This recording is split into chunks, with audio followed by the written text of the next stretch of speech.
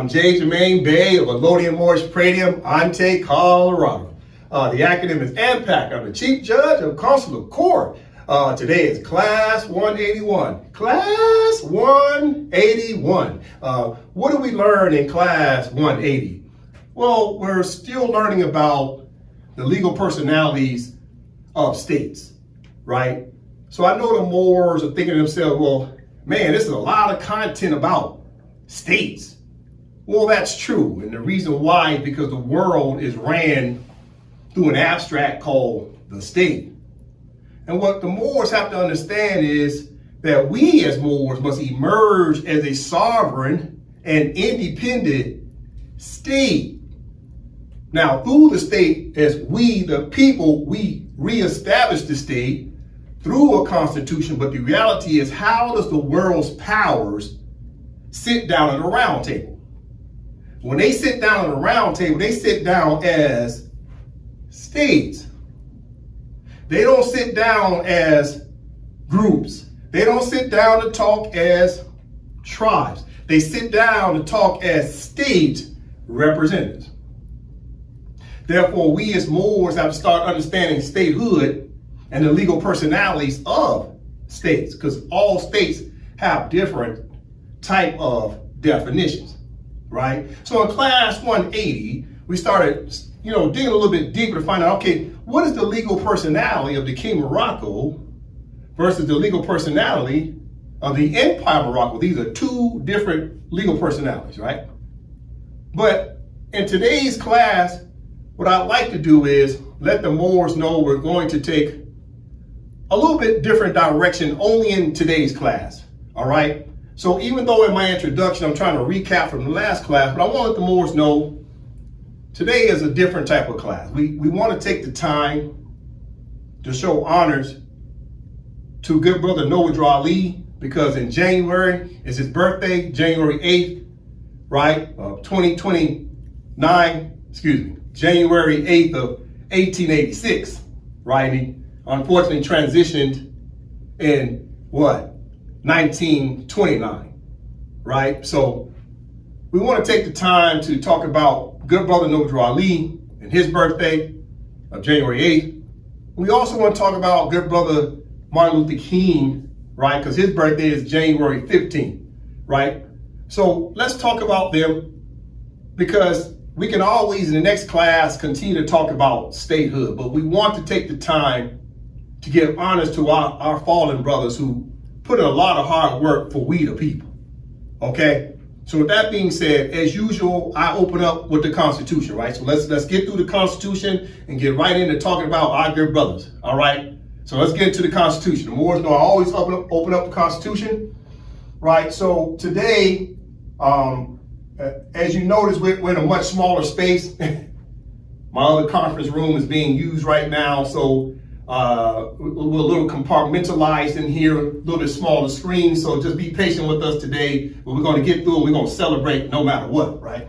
So up here I have the Constitution.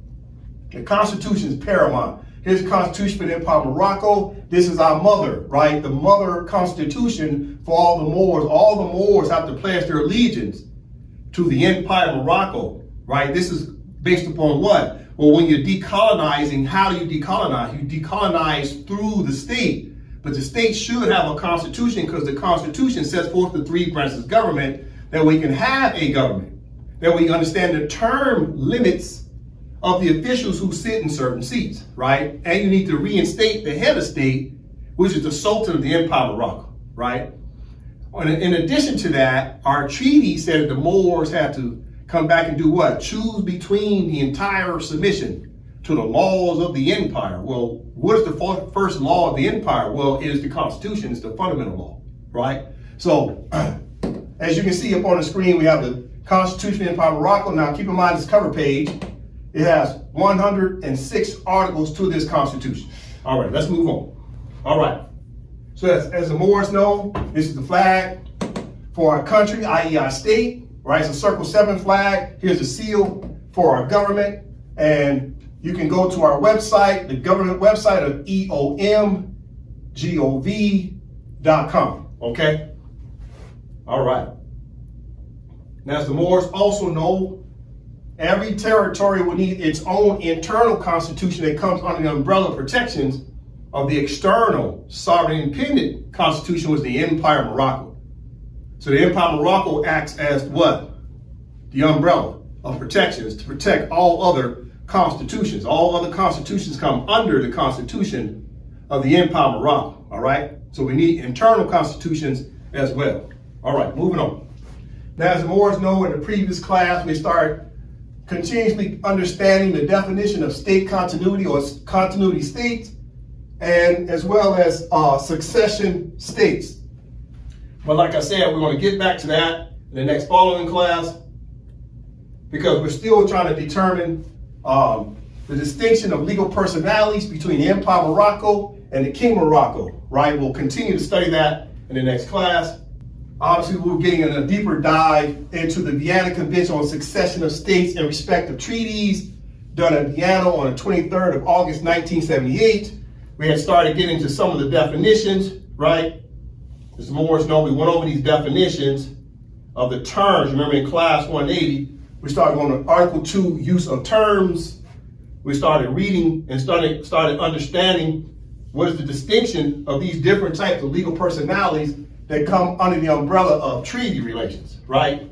So you got succession of states, right? That was one that we started talking about. We started talking about predecessor state.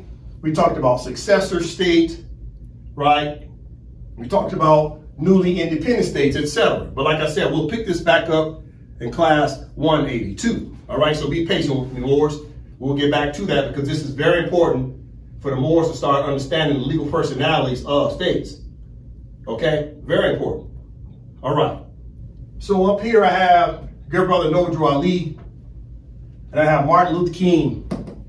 January is their birthdays, right? Now down here you've got January 8th, 1886, when Noble Ali was born, and then he died in 1929. Martin Luther King was born January 15th, 1929. He died in 1968. What I find interesting here is right here. Noble Ali died in 1929, and Martin Luther King was born in 1929. It's very interesting. Very interesting. Right? But obviously, both of them were born in January, so we want to celebrate them because these brothers, these good brothers did a lot for us to bring back our consciousness, right? So up here, I wrote a phrase. And pay close attention because even though we're going to celebrate our good brothers, we still have to have a class on, okay, what is it that they were actually trying to tell us? Right? 'Cause they were projecting something in their own words. So we'll talk about that today, about what is it that Noble Ali and Martin Luther King was trying to project onto we, the people, which were who? The copper colored people, i.e. known as the Moorish subject. Let's talk about it.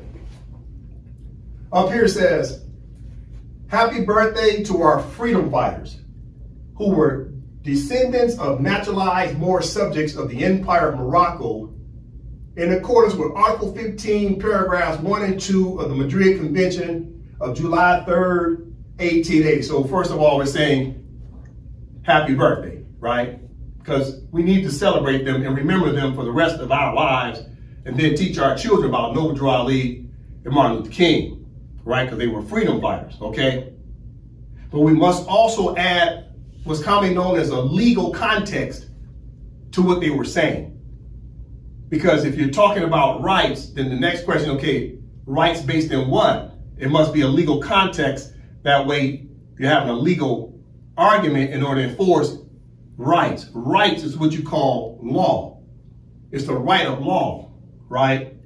All your rights are typically written down in law. Next question, how do you enforce your rights if in fact your rights have already been set forth in law, right? Okay, so from the top again. Happy birthday to our freedom fighters who were descendants of naturalized Moorish subjects of the Empire of Morocco in accordance with Article 15, paragraphs 1 and 2 of the Madrid Convention of July 3rd, 1880. So as you notice, I'm talking about a treaty. The treaty of what's commonly known as the Madrid Convention of the year 1880. The Madrid Convention of 1880 came out 6 years before Noble Drew Ali was even born. Right? So let's go a little bit deeper. Let's go a little bit deeper. We have to get an understanding of what is that Noble Drew Ali and Martin Luther King was trying to tell us. Well, one of the things we know is Noble Drew Ali trying to tell us what? There were descendants of Moroccans. And this is what got him assassinated. You think they assassinated Noble Drew Ali because he was saying he was American? No, because he was already American, because he was naturalized, because Noble Drew Ali was a descendant of naturalized Moors ever since the 14th Amendment of 1868. So he was already born as an American. He was born from parents who were naturalized because of the 14th Amendment.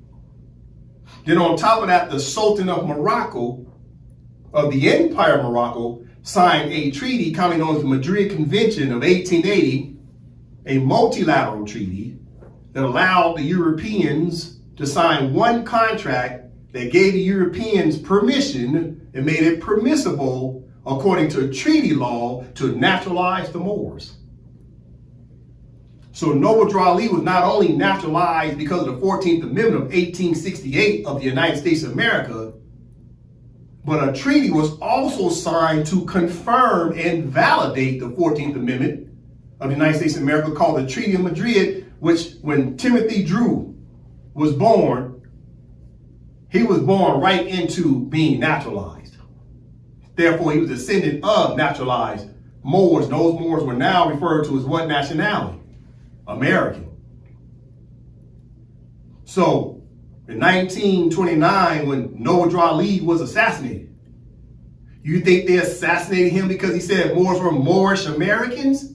No, because that means your political status didn't change if you're still American. They assassinated good brother Noble Drew Ali because he said we were descendants of Moroccans.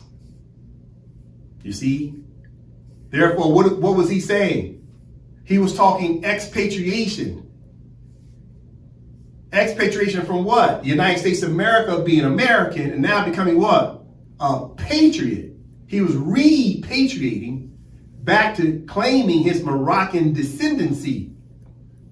He was repatriating, and this is why he was waving a flag from Morocco, to show that he was trying to transition to be Moroccan again, and going from being a citizen of the United States of America with a flag to now waving a flag of Morocco. He's trying to let you know he's transitioning to be an expatriate of the United States of America, and then turn around and be what?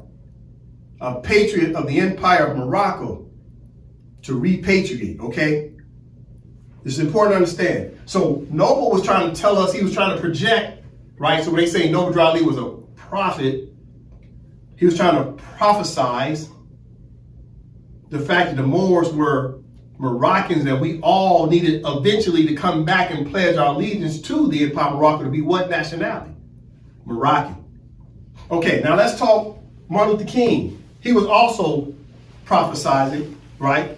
Martin Luther King was more into Sankofa, looking back, but by him looking backwards to tell us who we are and who we were, he was also prophesizing where we're going, because he also said what? I've been to the mountain top.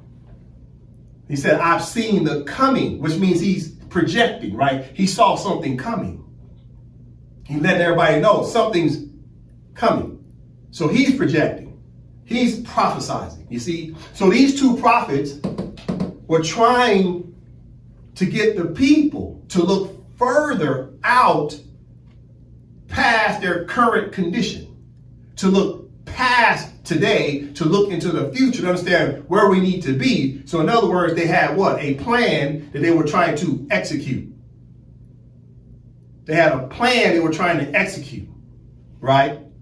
Listen. What did Martin Luther King say in 1963 about we the people? Okay, Brother Dre from the top. Before the Pilgrims landed at Plymouth, we were here. Before the pen of Jefferson etched across the pages of history, the majestic words of the Declaration of Independence, we were here. Martin Luther King, April 3rd, 1963. All right, thank you. So, quote, before the Pilgrims landed at Plymouth, we were here. What is that first sentence trying to tell you? See, Martin Luther King letting you know right in there, we didn't come on no slave ship. He knew that we were indigenous to the land. So his first sentence in 1963 says what? Before the Pilgrims. When the Pilgrims started coming over, in the early 1600s, you're talking Jamestown, you're talking the Mayflower, Plymouth Rock, around the year 1620. So right then and there, Martin Luther King told you, before 1620, before the Pilgrims of 1620, it says right here, before the Pilgrims landed at Plymouth, 1620, we were already here. He continues to say what? Before the pen of Thomas Jefferson etched across the pages of history the majestic words of the Declaration of Independence, we were here. So Martin Luther King said we was here before the Pilgrims. Matter of fact, we was here before Christopher Columbus of 1492. We was here before who? Amerigo Vespucci.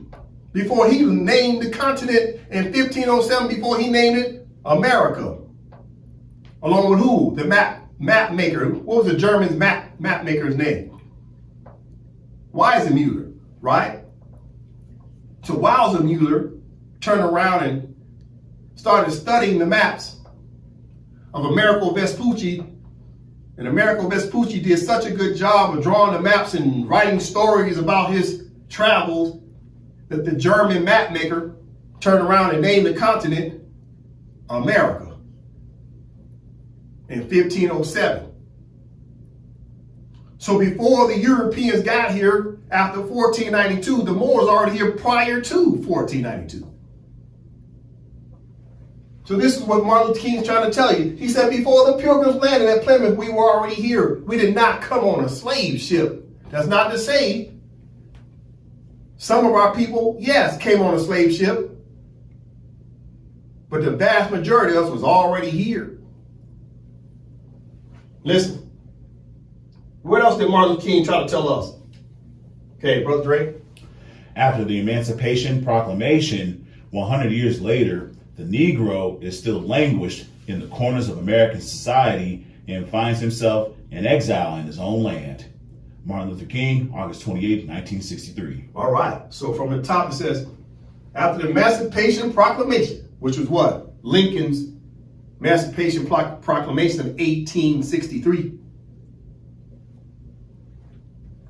100 years later, the Negro is still languished in the corners of American society and finds himself as a Negro exiled in his own land. So the Negro is exiled in his own land. So what is Martin Luther King trying to tell you in 1963? This is our land. We was here before the Europeans got here after 1492. We was already here. He already knew that. So therefore, Martin Luther King is trying to tell the people, trying to let you know, this is our land. But at the same time, did he say what the name of the land was? See, Martin Luther King did turn around and tell us, this used to be the Empire of Morocco.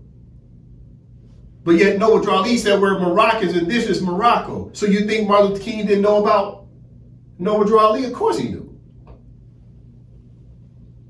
Noah Drawley and all the freedom fighters are talking about this land.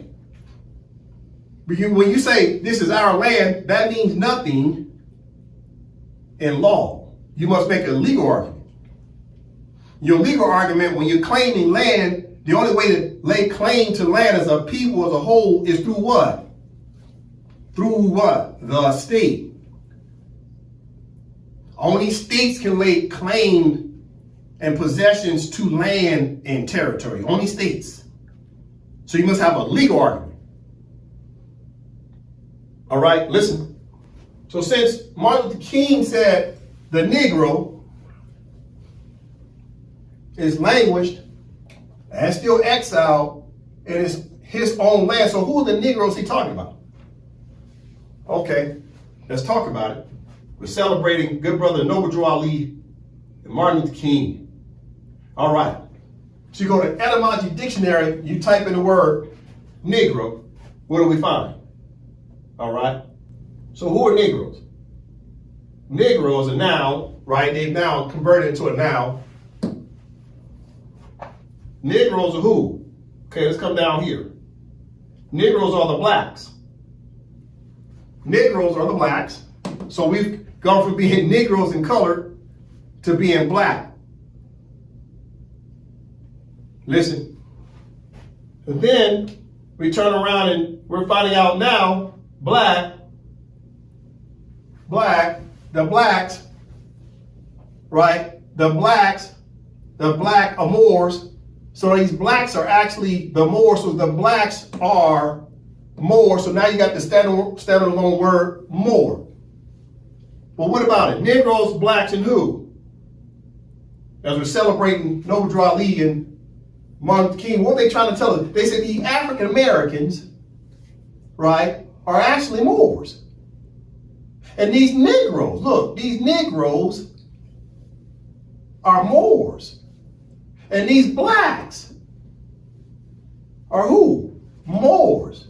So the Negroes, blacks, African Americans, and obviously the colors are all who? Moors. This is an etymology dictionary, right? So if Martin Luther King says this is the land of the Negroes, he said the land of what? The Moors. Noble Drew Ali tried to tell you that you're a Moor, but he took it a step further. He says Moroccan. Therefore, if you're descendant of Moroccans, that means that the land is Morocco. Martin Luther King says Negro, but Negro means Moor. Why is it that our people are the only ones whose name keeps changing every couple of decades? And we ain't caught on to it yet. How we go from being colored, then Negro, then black, then African American? How are we the only ones whose status keep changing? We're not questioning the fact that the forms keep changing, a different name, and we just keep checking the newest box.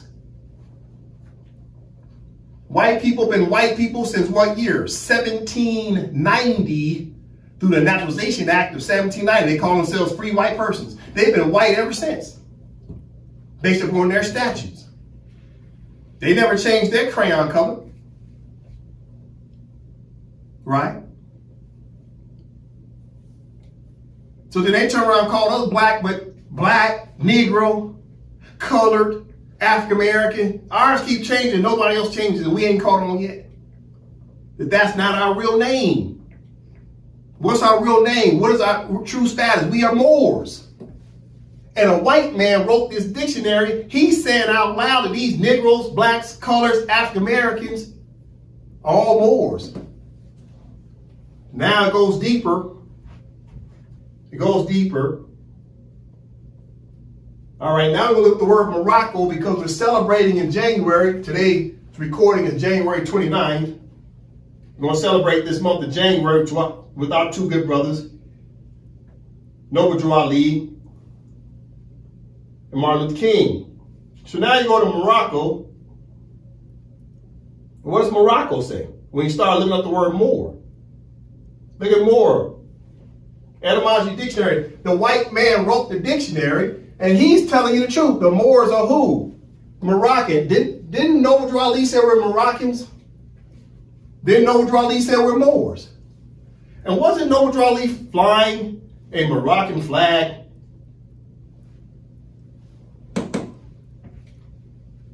Right?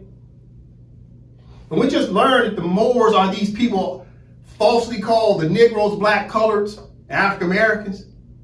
So they were both projecting onto we the people that were Moor, but Moor is a short title for what? Moroccan. This is what Noble Ali got assassinated for. Noble Ali did not get assassinated because he had said he was Moorish American. Why would someone need to assassinate Noble Ali for saying he's American? We was already American, and everybody else at the temple was already American. You don't get assassinated by proclaiming a nationality you already are.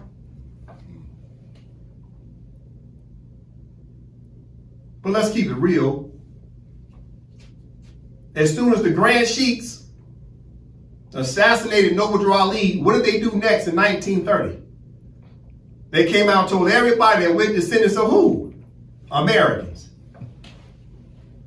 Make it make sense. Noble said we're descendants of Moroccans. Grand Sheik said we're descendants of Americans. You see the FBI is at play here?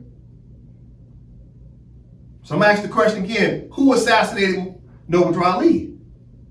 The Grand Sheiks of the Moorish Science Temple. That's just simply the truth. That's known.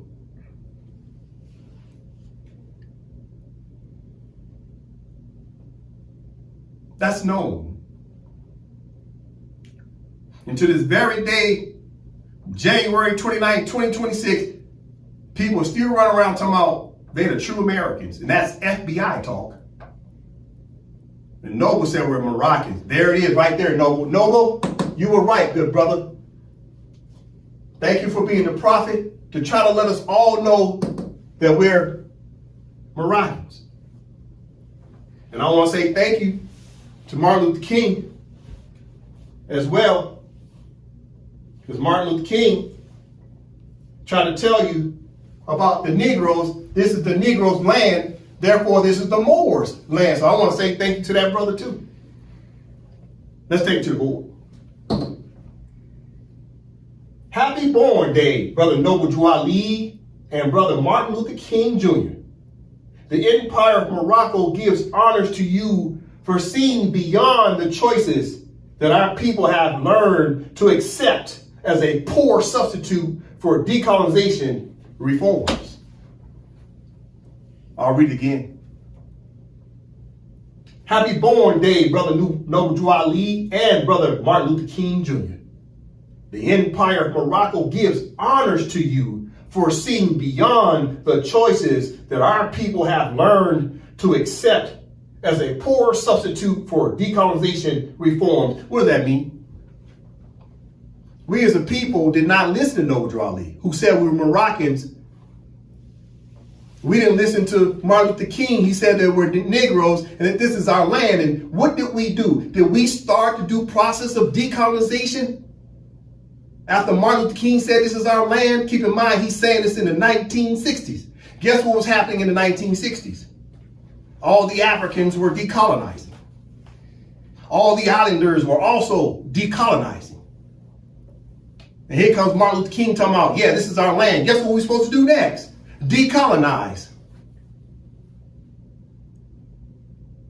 Noble Ali said we're Moroccans. Okay, now that we're decolonizing, who are we supposed to pledge our allegiance to as a country? It's the Empire of Morocco as Moroccans. So what have we done as a people?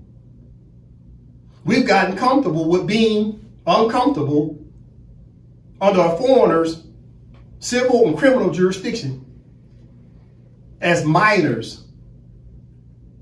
So if we're the minority, then who the hell's the majority? How are we minorities in our own damn land? You know why we're minorities? Because we're third-class citizens under a foreigner's country.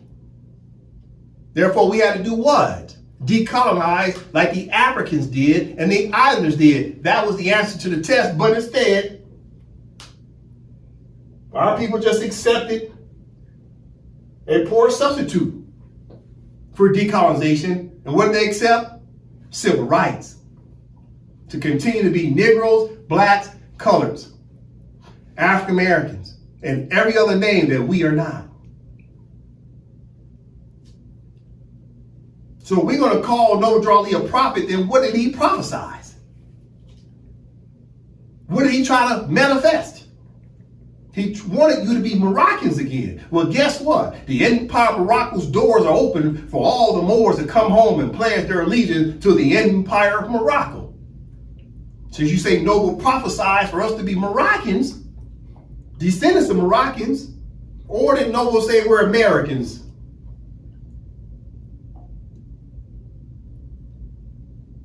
We're Moroccans. Martin Luther King said it's our land. Well, how do you make claim to land? It's through a state. It's called statehood. Where's your state, black people? Nah, you're just looking for reparations check. What you gonna do when you get the check? Spin it and you'll be right back where you started, which is what? Dealing with subjugation. Listen, what are these prophets trying to tell us? Okay, it's all about the Empire of Morocco. This is what they was trying to tell us. In order to make claim to your land, i.e. your territory as a people, first you gotta understand that you're a Moorish subject. We're Moors. And the Moors have to return to Morocco and pledge their allegiance to their mother as a patriot to come under the protections of the Empire of Morocco, which is the name of the country. We have to reestablish the head of state, which is Sultan, the office of Sultan, and put together 3 branches of government again, in order to give all the Moorish subjects an opportunity to come home to pledge their allegiance to the Empire of Morocco through the 3 branches of government and the head of state, which is the Sultan, office of the Sultan. Listen, what was Noble Ali and Martin Luther King trying to tell us? Okay, what I have up here, this is a treaty, right? Article 15 of what? Treaty of Madrid of 1880. Let's take it to the top. Article 15, right? Right of protections in Morocco. So the Sultan signed this treaty and allowed the Europeans to put the Moors under a protectorate status called naturalization. And naturalization means you've been adopted, you've been assimilated into and under the jurisdiction of your foster parent. Based in this example, it will be the United States of America, the foster parent. The Empire of Morocco is the biological parent that allowed an open adoption, not a closed adoption, but an open adoption allowed the Moors to be naturalized, i.e. adopted by the United States of America. Therefore, the Moors came under protections in their own homeland of Morocco, protections in Morocco. So the Europeans are in what you call a trusteeship status. They put the Moors under adoption. Okay, now let's go down to Article 15. And this is what we have to study to understand. We're celebrating Noble Ali, Martin Luther King, and this is what we all must understand, where every last one of us made our mistake. All of us, with the prima facie of a Negro, we all made the same mistake since 1880. Listen. Brother Dre from the top. Right of protection in Morocco, July 3rd, 1880. Article 15. Any subject of Morocco who has been naturalized in a foreign country and who shall return to Morocco shall, after having remained for a length of time equal to that which shall have been regularly necessary for him to obtain such naturalization, choose between the entire submission to the laws of the empire and the obligation to quit Morocco, unless it shall be proved that his naturalization in a foreign country was obtained with the consent of the government of Morocco. Foreign naturalization heretofore acquired by subjects of Morocco according to the rules established by the laws of each country shall be continued to them as regards all its effects without any restriction. All right, thank you. So this is a treaty.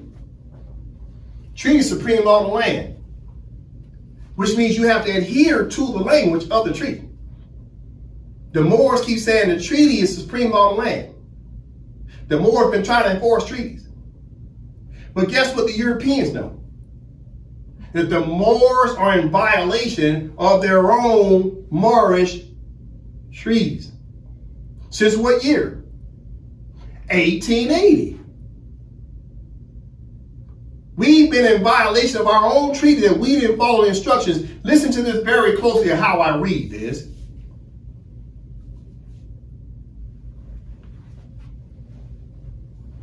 Right of protection in Morocco, July 3rd, 1880 is when this came out. It's a treaty signed with the Sultan and the other European countries where the Sultan allowed the Europeans to naturalize the Moors in Morocco, the Empire of Morocco. Listen, Article 15.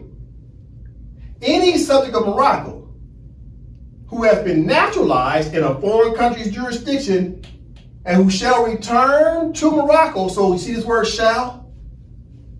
Anytime you see that word in law, that's a command. That's not a maybe. It didn't say should. No, it says shall. Shall is a command. When you see the word shall in law, I mean, you shall do it. There is no workaround. And you know, if, ands, or buts, it's a command. It's shall. Listen. Any such of Morocco who has been naturalized in a foreign country and who shall return to Morocco. So the Moors had an obligation, a treaty obligation, a command to return to Morocco. Skipping down says, and then choose between entire submission to the laws of the empire. So the Moors had to choose between entire submission to the laws of the empire. So it says choose between what? Choose between being what? Coming under the foreign country's jurisdiction, laws, or choose between coming under the jurisdiction of the Empire of Morocco. So the Empire of Morocco. See down here? Right here. So it's the Empire of Morocco. Did it say kingdom? No. This is 1880. There was no King Morocco in 1880. Listen. Listen to this second part. Pay close attention, Moors. So the first part said, you shall return to Morocco, and you shall choose between entire submission to the laws of the empire. Now listen to this part in blue. It's fascinating. And the obligations to quit Morocco, unless it shall be proved that the Moors' naturalization in a foreign country has been obtained with the consent of the government of Morocco. I'm going to read it again. The Moors had an obligation to quit Morocco after they came back now, right? So keep in mind, let me get you caught up. The first part said you had to return. Return back to what? The district where the government was. The inner Morocco, then you got outer Morocco. So you have to come back to like the district. You know how the United States has District of Columbia, Washington, D.C.? So the Moors had to come back to the hub, the district, to check in and say, you know what? I'm a Moor. And I got sense enough to know I'm a Moor. Now I know in my heart and my soul I'm a Moor. So yes, I want to pledge my allegiance to Empire of Morocco again and get my name back on the registration of the Empire of Morocco, because I ended up being naturalized because of a treaty. So it gave the Moors a chance to go on the record and tell the Sultan and sign the application, yes, I'm a Moor, I am Moroccan, and I pledge my allegiance to the Empire of Morocco. However, here's part two. You still standing there with the government. You still had to come back. You still had to come back and tell the Sultan and the Moorish government what? It says, and the obligation to quit Morocco. So now you don't want to be Moroccan. You don't want to now come under the jurisdiction of Empire of Morocco and be a patriot of the Empire of Morocco. Look what it says you have to do. It said you had to quit Morocco. So when you stand in front of the government, you got to say, no, I don't want to be Moroccan. I want to remain being naturalized as an American. Listen, the obligation to quit Morocco, unless it shall be proved, it has to be proved that the Moors' naturalization in a foreign country was obtained with the consent, meaning the permission of the government of Morocco. Let me give you an example. If there's approximately 40 million so-called Negroes, blacks, coloreds, African Americans, etc. under the jurisdiction of the United States of America. 40 million of us are supposed to come back and stand in front of the Empire of Morocco, the Sultan, and the government and say, yes, I want to pledge allegiance to the Empire of Morocco and get my name back on the registration to be recognized as a Moor, i.e. as a Moroccan again. Or you have to come back and say, yeah, I'm a Moor. I got sense enough to know I'm a Moor. But I really don't want to pledge my allegiance to the Empire of Morocco. I want to remain naturalized as an American because I got a good corporate job. Then the Empire of Morocco has the right to do what? Okay, that means you want to quit Morocco. You don't want to be Moroccan. You don't want to be a Moor anymore. You got to get proof, right? Get proof that your naturalization in a foreign country was obtained with the consent of the government of Morocco, meaning you got to get an application filled out from the government of Empire of Morocco that says you have a right to remain being naturalized by the United States of America. So what does this mean in paragraph 1? You know what the interpretation is? All 40 million of us that commonly refer to ourselves as Negro, black, colored, African American, etc., all of us are in violation of a treaty. All of us are breaking the law. Because the treaty is a command that all 40 million of us were supposed to come in front of the Sultan and the Moorish government to pledge allegiance and repatriate or expatriate and remain being American with permission from the Moorish government. So even myself, when I run around calling myself a black man, I didn't realize that these instructions was written in 1880 that all of us that called ourselves black was supposed to come back and pledge our allegiance so we could be Moroccans again. And if we did not want to be Moroccans again, then surely fill out and say, no, I want to be American. I got no problem with that. That's what the Sultan and the Moorish government would tell you, because that's your right to choose. Look, to choose.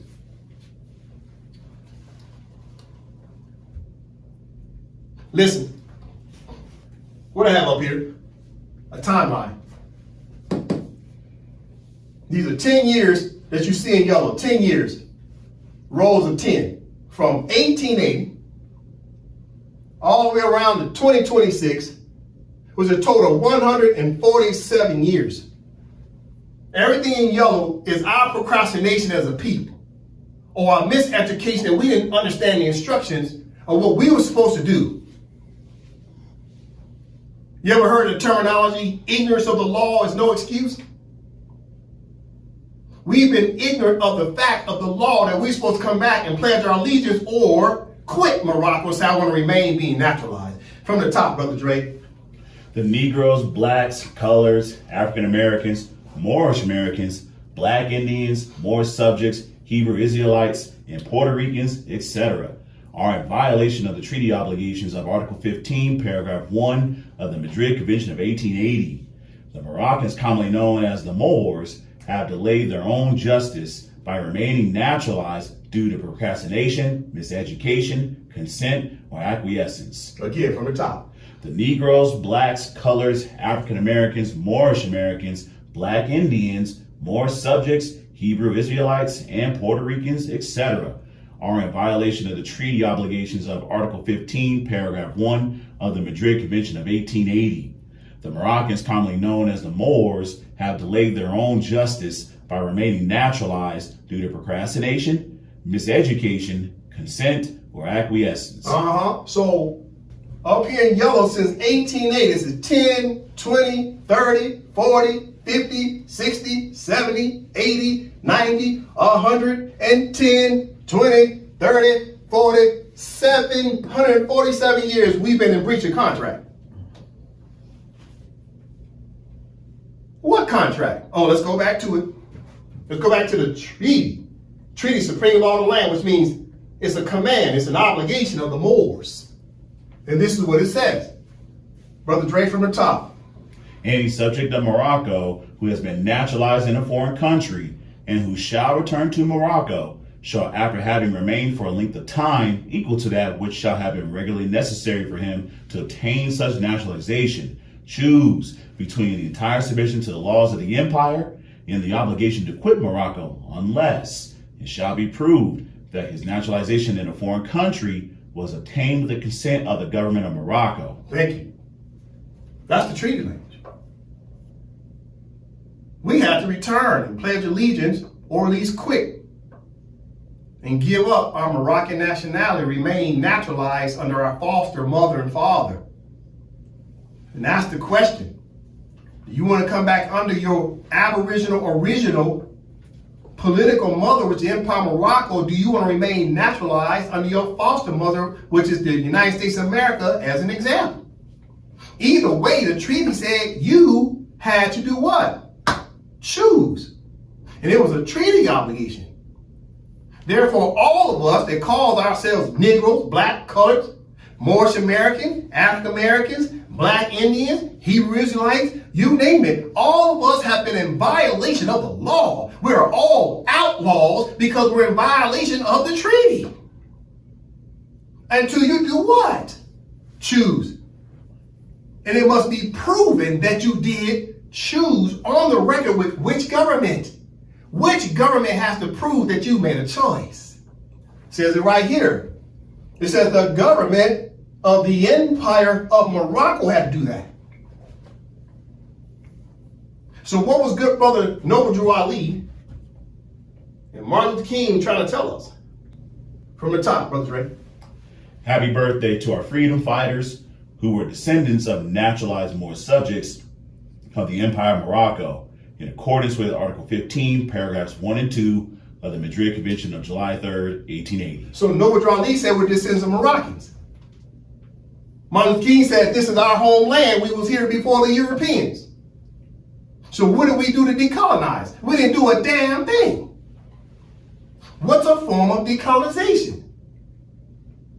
Repatriation. Repatriation is a procedure that creates decolonization reforms. Listen, the Madrid Convention of 1880 in itself is a decolonization article, because to decolonize means you did what? You repatriated back to your original mother, which is the Empire of Morocco. It automatically removes you from the matrix of your foster parents. That is decolonization. What is the quintessential definition of decolonization, or should I say colonization? Colonization means what? Foreigners using their laws and their courts binding on you in your own homeland. That's colonization. Their foreign laws binding on you in your own homeland. When you decolonize, it means you're repatriating back the state to come under the laws of your own country. Isn't that what Article 15 said? There it is right there. Brother Dre from the top. Any subject of Morocco who has been naturalized in a foreign country and who shall return to Morocco shall, after having remained for a length of time equal to that which shall have been regularly necessary for him to obtain such naturalization, choose between the entire submission to the laws of the empire and the obligation to quit Morocco, unless it shall be proved that his naturalization in a foreign country was obtained with the consent of the government of Morocco. So right here it says, choose between entire submission to the laws of the empire. So if you're choosing the laws of the empire, that means you're automatically doing what? Renouncing the laws of your foster parent, which is the United States of America, as an example. But as soon as you renounce the United States of America and their laws, that means you have to do what? Automatically come under the umbrella of the Empire of Morocco and its laws as Moroccans. You see? There is no damn halfway house where you get to exist with no damn laws and you practice in anarchy because you want to go from the United States of America and create some foolish halfway house, instead of you just choosing between these two ratified governments who recognize each other, which is the United States of America and the Empire of Morocco. But we as a people have created this halfway house, Ronald McDonald stuff we're doing, instead of following the instructions of the treaties. There is no third option, to tell you the truth. It said choose between the country that naturalized you, or come back home to the Empire of Morocco. So the question I ask our people is what? Tell me the name of the country that naturalized you. Because that's the only country that you can do what? Expatriate away from. Then tell me the name of the country that now you're going to pledge your allegiance to. Because the treaty said you had to come back to the Empire of Morocco. You ran off to go join some group or some club or some church, some tribe. This ain't anything in there about a tribe in the treaty? No, it's expressive. Empire of Morocco, not the kingdom, but the empire. And this is what Noble Drew Ali and Martin Luther King was trying to impress upon us during their times when they were here with us. In other words, they were projecting out of where we needed to go. We were walking in circles. They say, no. We got to do a straight line to the finish line. This ain't no damn Indy 500. No. Straight line to the finish line. Listen. So let me say it again for the record, because I said it in class 180. This in yellow is our shame. Our shame of what? What is our shame? Our shame is right here.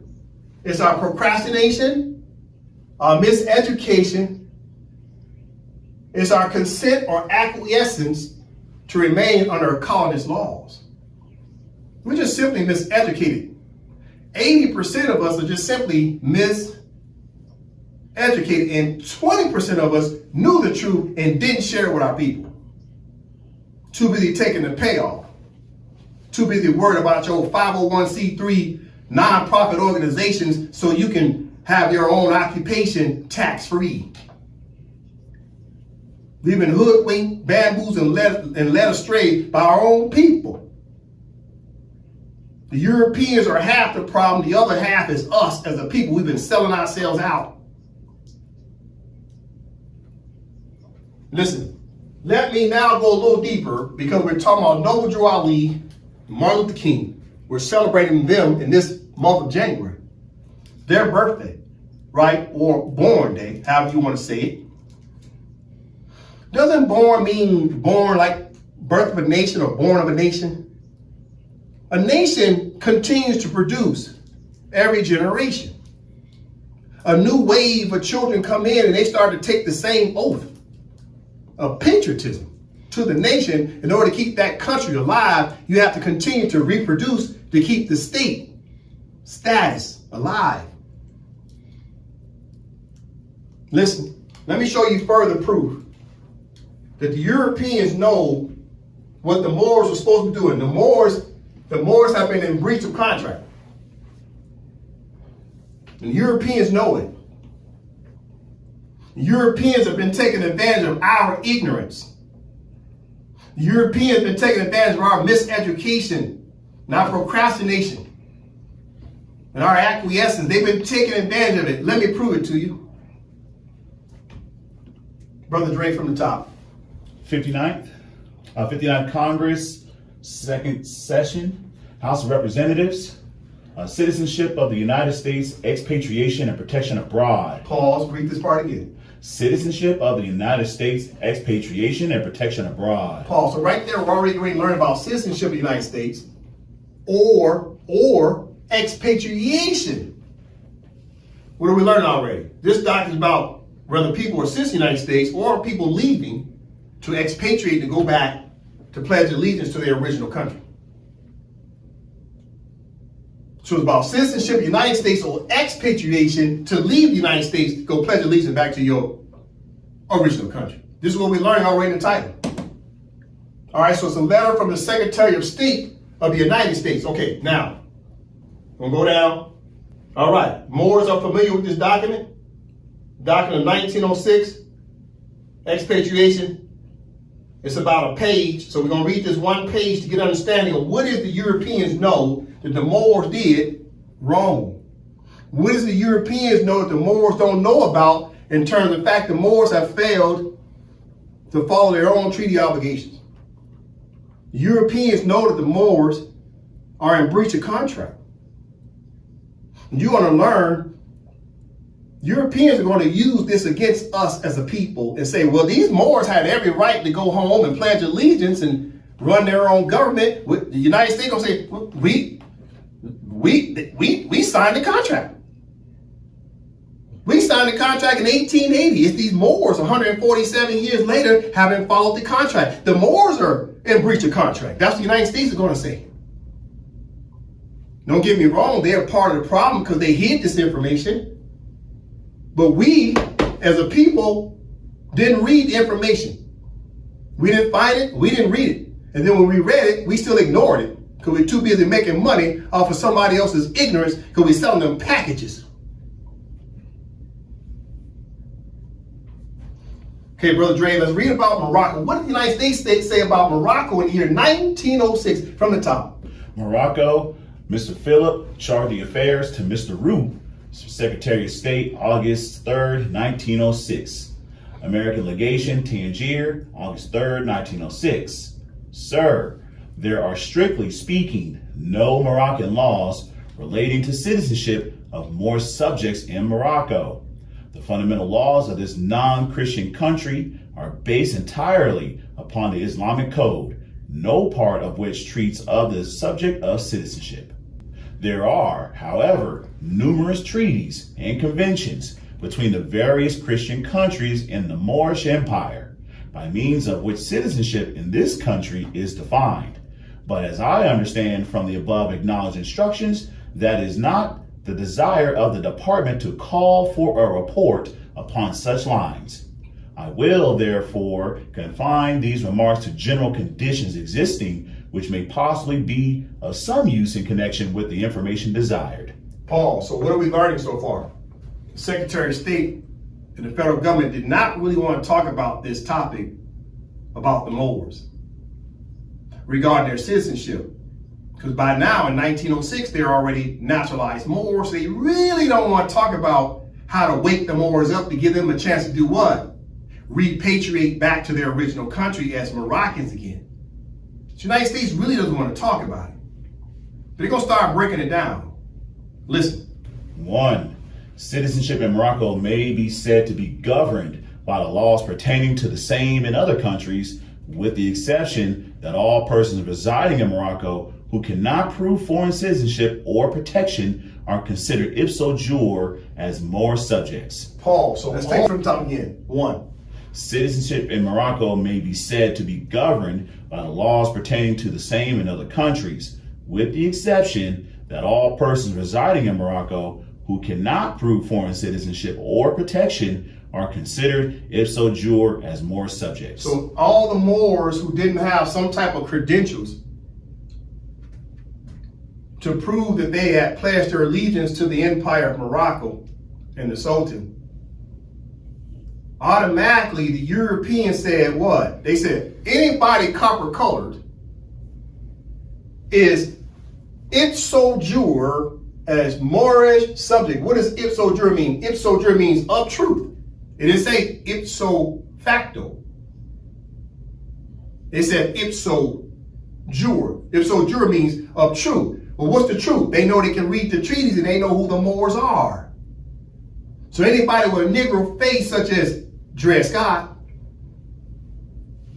was automatically labeled as a Moorish subject. And if you're a Moorish subject, they automatically knew you came under the jurisdiction of the Empire of Morocco as a Moor. But they knew the Sultan had signed a treaty that allowed the Europeans to adopt the Moors and change their nationality. But they knew that all these people such as Dred Scott were ipso jure as Moorish subjects. Listen, Brother Dre, part 2 and 3. 2 and 3. Moor subjects lost their nationality only by becoming naturalized in... Pause. Read it again. Moor subjects lost their nationality only by becoming naturalized. Pause. Read it again. Moor subjects lost their nationality only by becoming naturalized. So that means you used to have a nationality before you were naturalized. So if naturalization turned you into American under the United States of America's jurisdiction, then what was your original nationality? Well, Noble Drew Ali tried to tell you you're Moroccan. He said you're descendants of Moroccans.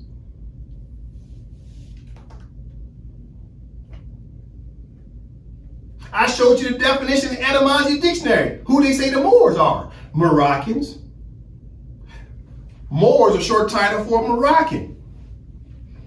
Of what country? Empire of Morocco. I just showed you a Treaty of Madrid, 1880, Article 15, paragraph 1 says it's the Empire of Morocco. That's the name of the country.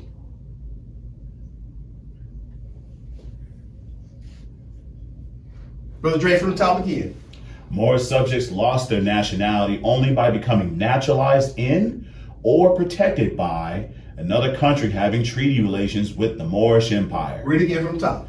Moor subjects lost their nationality only by becoming naturalized in or protected by another country having treaty relations with the Moorish Empire. It was established by the Convention of Madrid, concluded July 3rd, 1880 as follows. Pause. So now the European turn around and tell you the particular article that naturalized the Moors, in which the Moors are ipso jure Moor subjects who lost their nationality. Now they're going to tell you how they got a new nationality.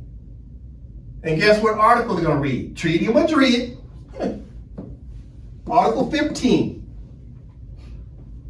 This European said it out loud in 1906. 1906. Okay, so guess what he can ready to read? He can ready. Look what they're doing. They in the hood they call this what? Snitching. He about to snitch now and say, the United States of America got these Moors naturalized under Article 15 of the Treaty of Madrid. And mum's the word. Okay, brother Dre from the top. Article 15. Any subject of Morocco who has been naturalized in a foreign country and who shall return to Morocco shall, after having remained for a length of time equal to that which shall have been regularly necessary for him to obtain such naturalization, choose between the entire submission to the laws of the empire and the obligation to quit Morocco, unless it shall be proved that his naturalization in a foreign country was obtained with the consent of the government of Morocco. Foreign naturalization heretofore acquired by subjects of Morocco, according to the rules established by the laws of each country, shall be continued herein as regards all its effects without any restriction. All right, Paul. So now the Europeans are telling you Article 15 of Treaty of Madrid is what naturalized the Moors, which changed their nationality to American. But your nationality used to be Moroccan. This is why etymology dictionary says the Moors are Moroccans, who've been naturalized to be called now Americans under adoption agency. But check out this next part right here, Brother Dre. The above ruling has never yet been acted upon. Pause, read again. The above ruling has never yet been acted upon. What above ruling has never yet been acted upon? This is 1906, the European saying that these Moors have never done what? Gone back to pledge their allegiance to the Empire of Morocco, or once they get there, say, I want to remain being naturalized. We never did. Look what the Europeans saying about us as blacks, Negroes, coloreds, Moorish Americans, African Americans, Hebrew Israelites, Puerto Ricans, Black Indians. Europeans say these Negroes have yet to follow the instructions of their own damn treaty. Read it again, Brother Dre. The above ruling has never yet been acted upon. And should this at any time be contemplated seriously, a large number of naturalized people, American and others, residing in Morocco would be affected thereby. So the Americans are residing in Morocco. Who's Americans? The Europeans that Sidi Muhammad III allowed them to be Americans starting in 1777, when he recognized them as the Americans. Since 1777. It was the Sultan of Morocco, the Empire of Morocco, and the Moors that allowed the Europeans, who were the 13 colonists, to be the Americans. So therefore the Americans are going to be affected, because now the Moors going to wake up and find out they're what? Moroccans, which means they're getting what back? What are they getting back? They're getting back what? They're what? Watch. They're getting back their lost nationality. The Moors getting back their lost nationality. Who's getting it back? These Moor subjects are getting back their lost nationality, which is actually Moroccan. And that's going to affect who? Also now, if in fact the Moors act upon it, see right here, the above ruling has never yet been acted upon. So if the Moors decide to do what? And invoke Article 15, if the Moors invoke Article 15 of the Treaty of Madrid and return to Morocco and pledge allegiance, that's going to disrupt the Europeans, because the Europeans, just a moment, the Europeans more specifically, since this is the United States talking about it, it said the Americans, which are the Europeans, the since the United States of America, is going to be what? It's going to be a problem. It's going to be a problem. Let me take it from the top. Watch this. The above ruling has never yet been acted upon. And should this at any time be contemplated seriously by who? The Moors who are pledging allegiance to the Empire of Morocco to repatriate a large number of naturalized Moors, and the Americans and others, who's the American others? Americans and the others. Who are the others when they say others? Americans and others, those are the other what? European countries. Remember now, it's a multilateral treaty. We're going to talk about the name of the state. So it's the Americans and the British and the Dutch and the French and the Spaniards and the Portuguese and Denmark, Russia, Italy, you name it. The Americans and others are going to be affected because the Moors are waking up everywhere, all throughout the Empire of Morocco. The Empire of Morocco covers continents and islands. And the Europeans are saying this in 1906. If these Moors find out who they are, it's going to create a huge disruption. Just they saying about you in 1906. So what was Noble Ali trying to tell you between the years of 1913 to 1929? He's trying to tell you we got to go back to being Moroccans again. We're descendants of Moroccans. We got to do what? We got to execute the treaty. Language of Article 15. He was prophesizing that we got to go back and be Moroccans again. When I say go back, meaning go back to the hub, the inner Morocco, to pledge your allegiance on the record with the government. You got to pledge your allegiance on the record with the government. At the time, the hub was like Washington, D.C. All countries on planet Earth have a district. It's like the hub. And outside of that, the outer, they got a bunch of internal states, like the United States got 50 union states. But their district is Washington, D.C. So the empire is no different. You have to come back to the hub, the district, sign off on the application. Then you take your butt back to one of the 50 union states of the Empire of Morocco. Still be Moroccan because you're still within the jurisdiction of the Empire of Morocco. Okay, let's read this last part, 4 and 5, Brother Dre. Residence in foreign parts does not affect the nationality of Moorish subjects, and the Moorish government has no means of protecting its subjects permanently residing in other countries, with the exception of a so-called Moorish consul at Gibraltar and a Moorish agent at Cairo, Egypt. I am, etc., Hoffman Philip. So what did the Europeans say in 1906? Residence in foreign parts does not affect the nationality of Moorish subjects. So what's the nationality of Moorish subjects? Moroccan. And the Moorish government has no means of protecting its subjects permanently. Let me read that again. The Moorish government has no means of protecting its subjects permanently residing in other countries, with the exception of the so-called Moorish consul at Gibraltar and a Moorish agent at Cairo, Egypt. So what are the Europeans saying out loud? The Moors didn't have enough governments all over the Empire of Morocco to make sure the Moorish government could put the Moors on protections. See, this is about the state and the government. The Moors were in the absence of having a full-fledged government throughout the Empire of Morocco. I'll give you an example. The United States has 50 states, correct? Don't they have a government overseeing each one of those territories? And then over each one of those territories, they have local municipalities called counties and cities and townships, and each one of them have a little small mayor or something. So the Europeans understand how to govern on a broad perspective, such as the federal. Then they know how to govern on the state level. Then they know how to govern on the local level. This is what the Moors was not doing, which gave the Europeans a chance to adopt us and naturalize us and put us under their government, because the Moors were not governing like they were supposed to.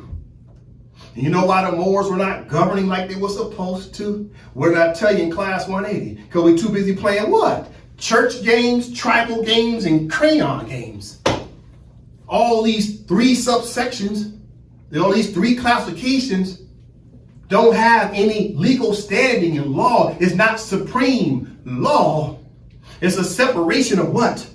Church and state. The state overrules the church. But we all down here playing church games while the Europeans and Arabs are up here playing statehood games and got us subjugated because we keep acquiescing, playing what?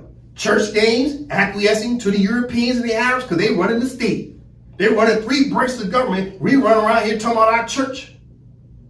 The Arabs and Europeans running the state. And we run around talking about we got tribes. And tribes are subordinate to states. Then we run around here talking about I'm black and I want the same rights as somebody white. You will never get equal rights as a black person to a white person because the game is not set up that way. Blacks and whites will never, ever be equal because the game is set up for the white classification under the caste system to be number one. However, if you want to be number one, guess what? Repatriate back to your own country and pledge your allegiance, and you'll be a national. You won't have to play the caste game no more. There's no caste system in the Empire of Morocco. You don't have to worry about playing the black and white game in the Empire of Morocco. There's no crayons in the Empire of Morocco. You must understand this. We've done this to ourselves because of what? Procrastination, miseducation. What else? Acquiescence, consent, and dare I say propaganda. Because the miseducation is also a form of propaganda. Our people been lying to us for years. We ain't black.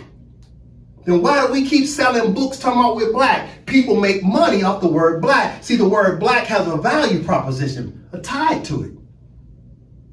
So you throw black on something, you can sell it to someone. We ain't Indians.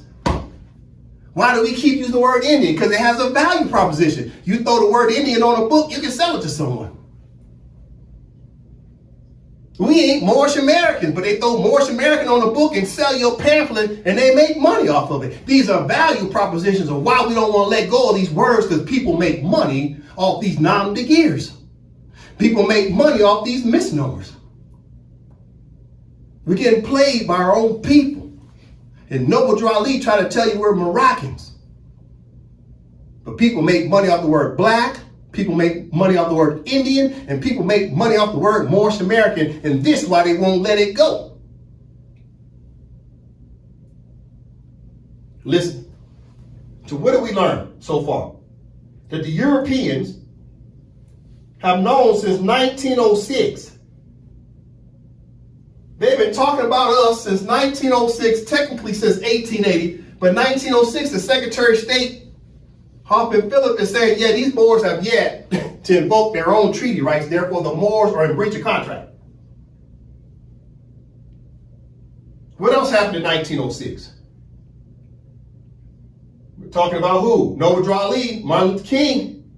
It's January. It's their birthday. Birth of a nation.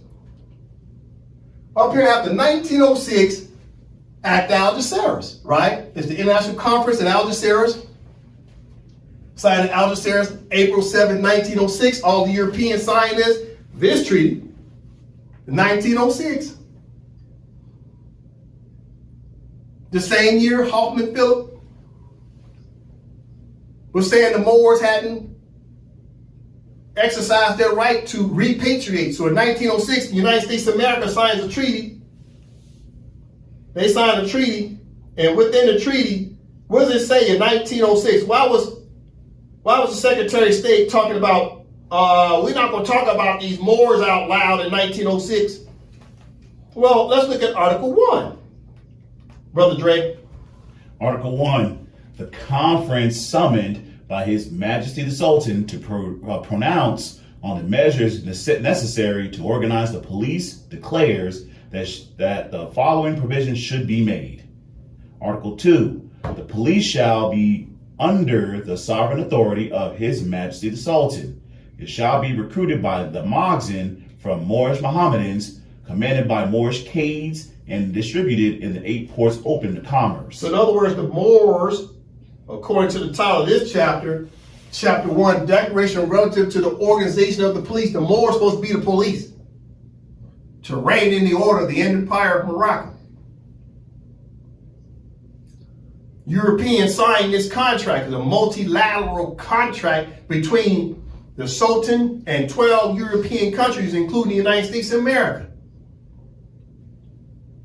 The United States of America already recognized the fact the Moors had every right to repatriate back to their state starting in 1880, and 26 years later, the Act Algeciras of 1906, the United States of America signed another treaty, another contract says it's all about the Sultan and who? The Moorish government to be the police of the Empire of Morocco. But how the heck we going to be the police of the Empire of Morocco when we still have exercised our right to repatriate back to the state to pledge our allegiance to the Empire of Morocco? You can't be a part of Moorish government unless you're Moroccan. How you become Moroccan? You got to choose between the entire submission to the laws of the empire first to be recognized as Moroccan before you can hold a seat of the Moorish government. And this is why this treaty failed us, because we didn't come back and pledge our allegiance. We're 40 million strong, just in the jurisdiction of what's commonly known as North America. That's not even counting the territory of Canada. How many Negroes are in Canada? How many Negroes are in France? How many Negroes are anywhere throughout the Empire of Morocco? Count them up. We're 40 million plus strong off the top. And we just come back and pledge our allegiance, and this is what Noble Ali and Martin Luther King was trying to tell us. Martin Luther King said, I've been to the mountaintop. I've seen what's coming. What is he talking about? He's talking about the law. He's reading these contracts. And this is why he turned around and said, yeah, I kind of messed up. I marched my people to a burning building. Why did it say it was a burning building? Because he knew the Africans and the islanders were decolonizing. Martin Luther King, though, he marched the Moors deeper into colonialism. Instead of getting the Moors out of it, he put us deeper into it under integration. So he had second thoughts about it. Yeah, I messed up. I should have been doing decolonization and declaring independence, but instead I put our people deeper underneath colonialism. You know how that made him feel, a man of that pride? To admit he made a mistake? This is a man who graduated from college at age 19. The man skipped 2 grades in high school. I think he didn't go to his freshman year and junior year or something like that. He only went to high school for 2 years, and while he was taking those 2-year courses in high school, he was taking college courses, and he graduated high school and college by the time he was 19. You don't think this man had a lot of pride an ego, for him to turn around and say he marched his people to a burning building, that means he was losing sleep at night if he finally admitted that, as highly intelligent as he was from an IQ perspective. What does the acronym IQ stand for? IQ, what is it? People throw it around all the time. What's the acronym? Well, what does IQ mean, the acronym IQ? It stands for intelligence quotient. Intelligence quotient. The quo being by what? Questions. How well do you answer questions when you're taking certain standardized testing? He had a very high IQ. This man graduated college at 19. So for him to admit he made a mistake, that means he knew it was a bad mistake. His IQ kicked in and said, yeah, I should have been doing decolonization, not integration. Listen, what do I have up here? The Treaty of Madrid said the Moors had to choose between the entire submission to the laws of the empire so that they could no longer be naturalized by a foreign government. This is the problem right here. As I start to transition in this class, I'm still talking about Noble Ali. I'm still talking about Martin Luther King. We're celebrating this month of January. But now we have to start talking about the word choose. Another word for choose is choice or choices, right? So we as Moors have to understand our choices. So like I said, as I start to transition, we have to use the word choice. The Moors are suffering with the word choice or the word choose. All right, so what do I have up here? I've got the Empire of Morocco flag, King Morocco flag, the United States of America flag, and the flag of the Cherokee Nation. Keeping in mind the word nation means state. So you got the Sultan Empire of Morocco, the King of the King of Morocco, President of the United States Federal Corporation, and you got the Chief of the Cherokee Nation.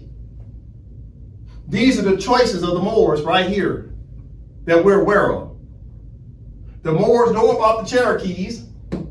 The Moors already know they're naturalized or colonized.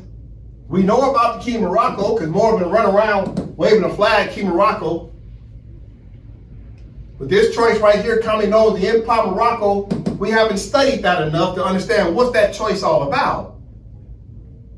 Well, the reality was already in your treaty that said you had no choice but to pledge allegiance to what? The Empire of Morocco, where the Sultan and the Empire of Morocco oversaw the government, along with the Moorish government. That's already written in the Treaty of Madrid. It says Empire of Morocco. So let's talk about choices, because this is where the Moors are struggling. And since the Moors don't understand their choices, they have decided to stay under the jurisdiction of their foster mother, which is the United States of America, and that flag. 99.9% of Moors who call themselves Moorish Americans have never, ever pledged allegiance to the Kingdom of Morocco by application. They run around with a flag that means absolutely nothing because that flag don't recognize you because you're not a citizen of the King of Morocco.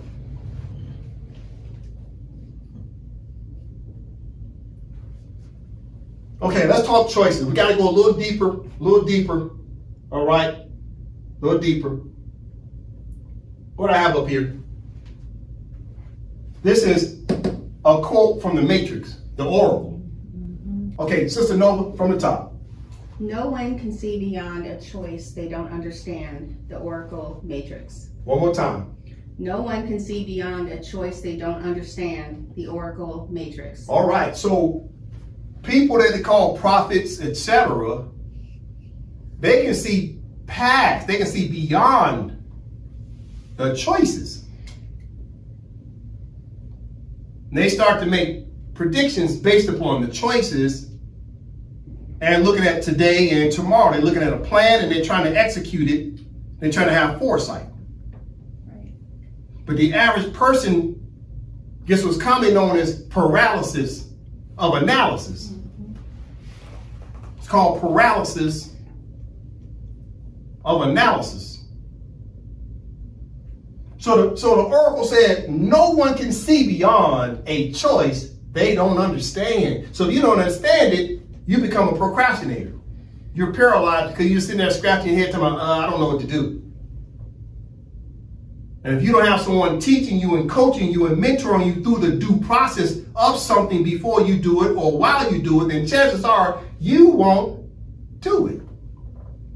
You're procrastinating.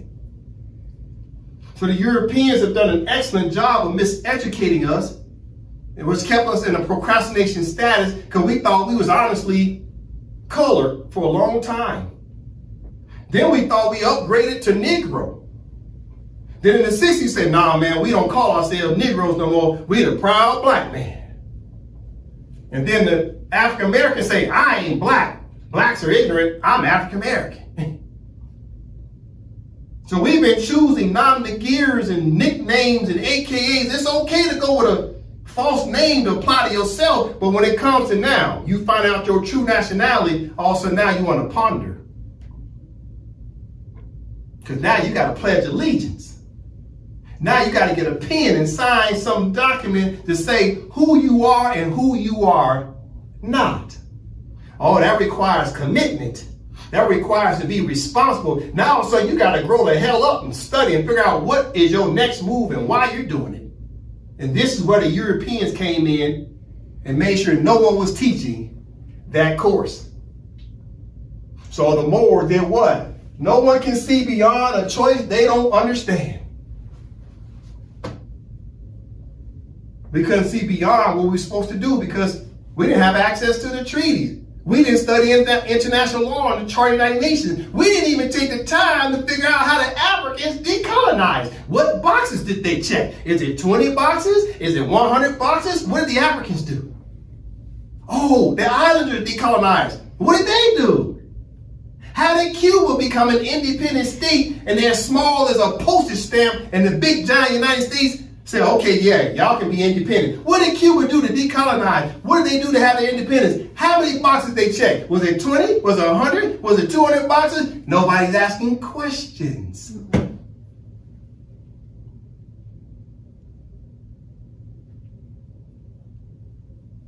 Listen, let's break it down. On behalf of Noble Drew Ali and Martin Luther King, what do I have up here? I got about an 18-minute video of the Matrix. The Oracle knows that Agent Smith is coming through the door. She knows this is the moment where she's going to be assimilated. That Agent Smith going to grab her and consume her. You know how he does, put the hand in you and snatch you up. And the Oracle just sitting there. She knew it was coming because she's a prophet. She can see beyond things that the average person can't understand. But she can already see it 10 moves ahead. She can predict it because she's looking at what?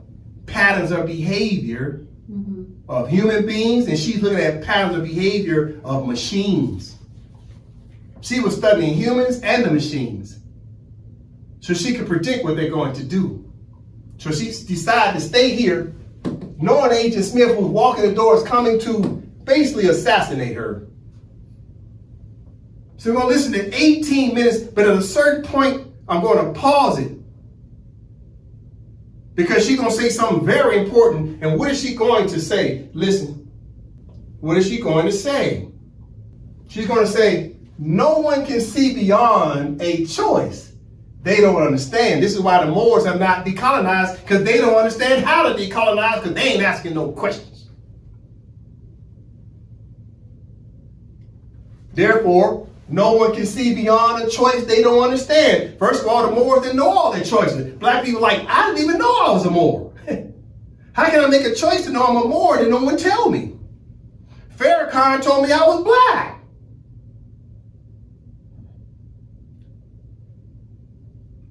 And I believed him. Come to find out, he lied to me. Tashreeq Bey said I was a Moorish American. And I believed him. Come to find out, Tashreeq Bey lied to me. But Noble Drew Ali said we're descendants of Moroccans.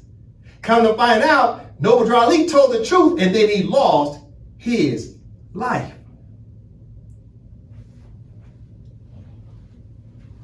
No one can see beyond a choice they don't understand. The Oracle. Listen, 18 minutes. We're going to let this YouTube channel, let me get a YouTube channel some props. It's called Stories That Inspire. All right, so go back and subscribe. The name of this video is How the Oracle Outsmarted Agent Smith in the Matrix. So the Oracle outsmarted the Agent Smith because Agent Smith had become powerful in that last Matrix movie. Listen, so we're gonna break it down. You gotta pay close attention because this has a lot to do with Noble Drew Ali and Martin Luther King. They were projecting things to come. Martin Luther King said, I've been in the mountaintop, and I've seen the coming.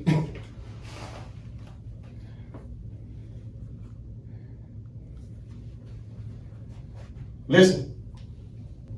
The Oracle sits in her kitchen. Agent Smith walks in. 5 minutes later, she's gone. Assimilated. Overwritten. Code consumed by the virus that's been copying itself across the entire Matrix.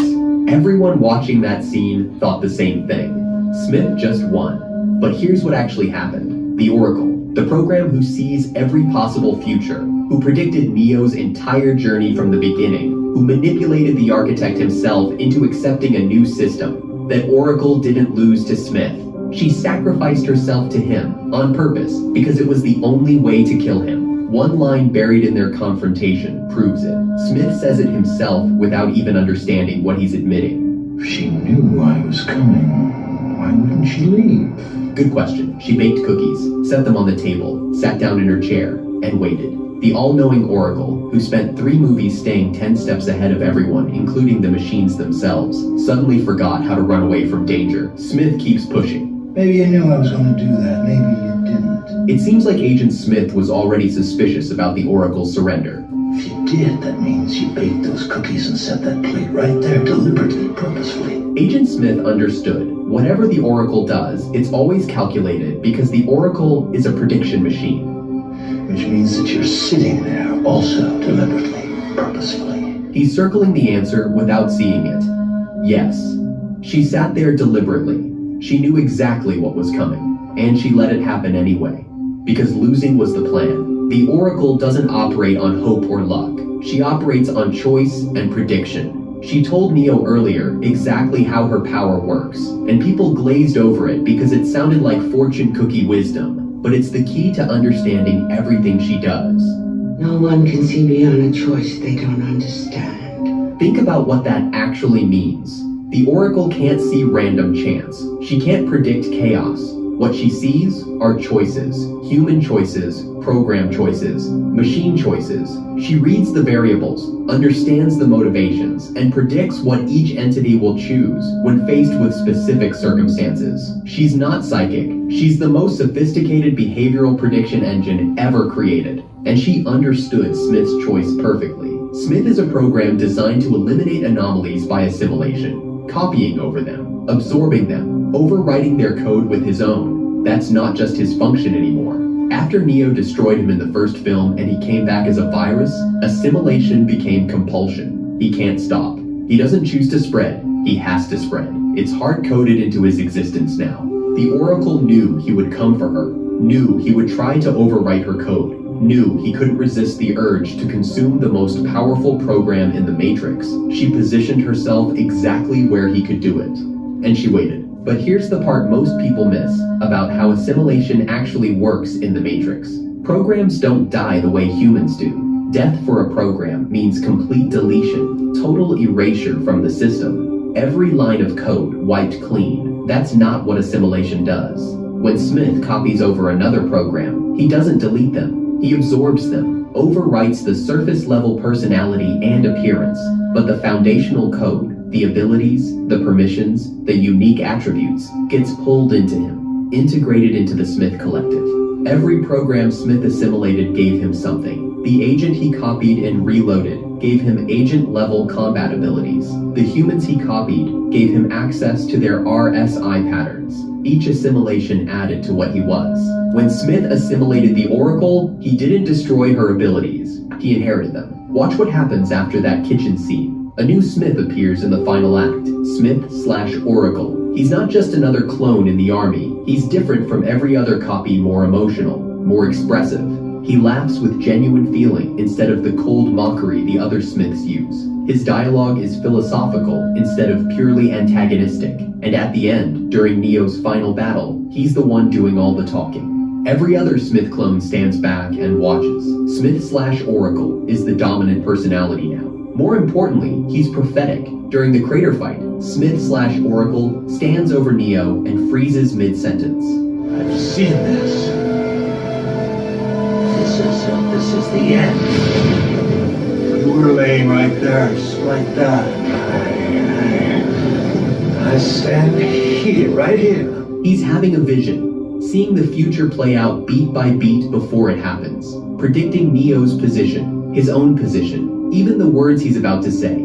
Smith never had visions before. He operated on logic, calculation, reaction speed, the infection protocol. He was a tactical program, not a strategic one. Now he's predicting future events with perfect accuracy. That's not Smith's ability. That's the Oracle's code running inside him. Her foresight, her prophetic intuition, her ability to see beyond choices and predict outcomes. And that's exactly what she needed him to have. Because the Oracle wasn't just playing one move ahead. She was solving a problem no one else even understood existed yet. Here's the situation at the beginning of Revolutions. Smith had become genuinely unstoppable. Not because he was physically stronger than the machines, not because he had better weapons or tactics, because he had become invisible to the system that created him. The machines built Smith as an agent. Agents have system access, authorization codes, administrative privileges. They're programs that operate with machine authority, registered in the source, tracked and monitored, and controllable. When the machines need to update an agent, delete an agent, modify an agent, they can. Because agents are part of the authorized program structure. But when Neo destroyed Smith at the end of the first film, Smith came back wrong. Deleted, but not erased.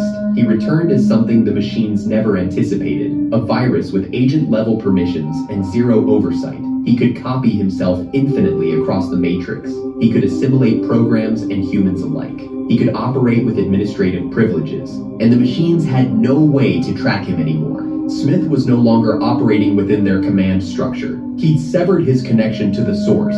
He was running on stolen credentials, replicated code, unauthorized processes.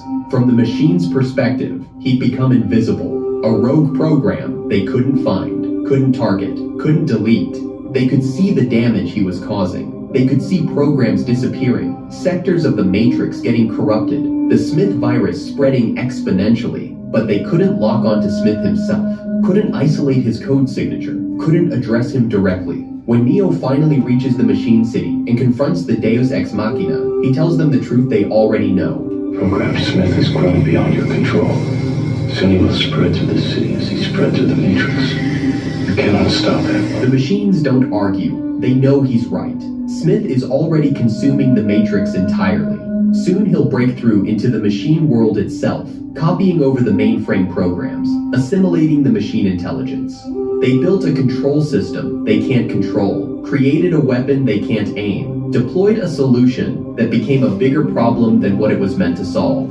They need Neo because they're out of options. Smith is everywhere and nowhere, replicated across millions of instances with no central node to target. Even if they destroyed one Smith, 10,000 others would remain. Even if they shut down entire sectors of the Matrix, Smith would survive in the parts still running. The machines couldn't find him, couldn't target him, couldn't delete him, until the Oracle gave him her signature. The Oracle was still a legitimate program. created by the machines to study human psychology. Authorized to operate within the Matrix, registered in the source with full credentials and system recognition. Her code had a signature, a marker, a unique identifier that the machines could see and address. She was visible to the system in ways Smith no longer was. When Smith absorbed her, he absorbed that signature too. Think about what that means structurally. Smith's code was invisible, untraceable, unrecognizable to the source. But now, embedded inside every single Smith clone, there's a fragment of Oracle Code A registered signature, a traceable marker, an identity the system knows and can lock onto.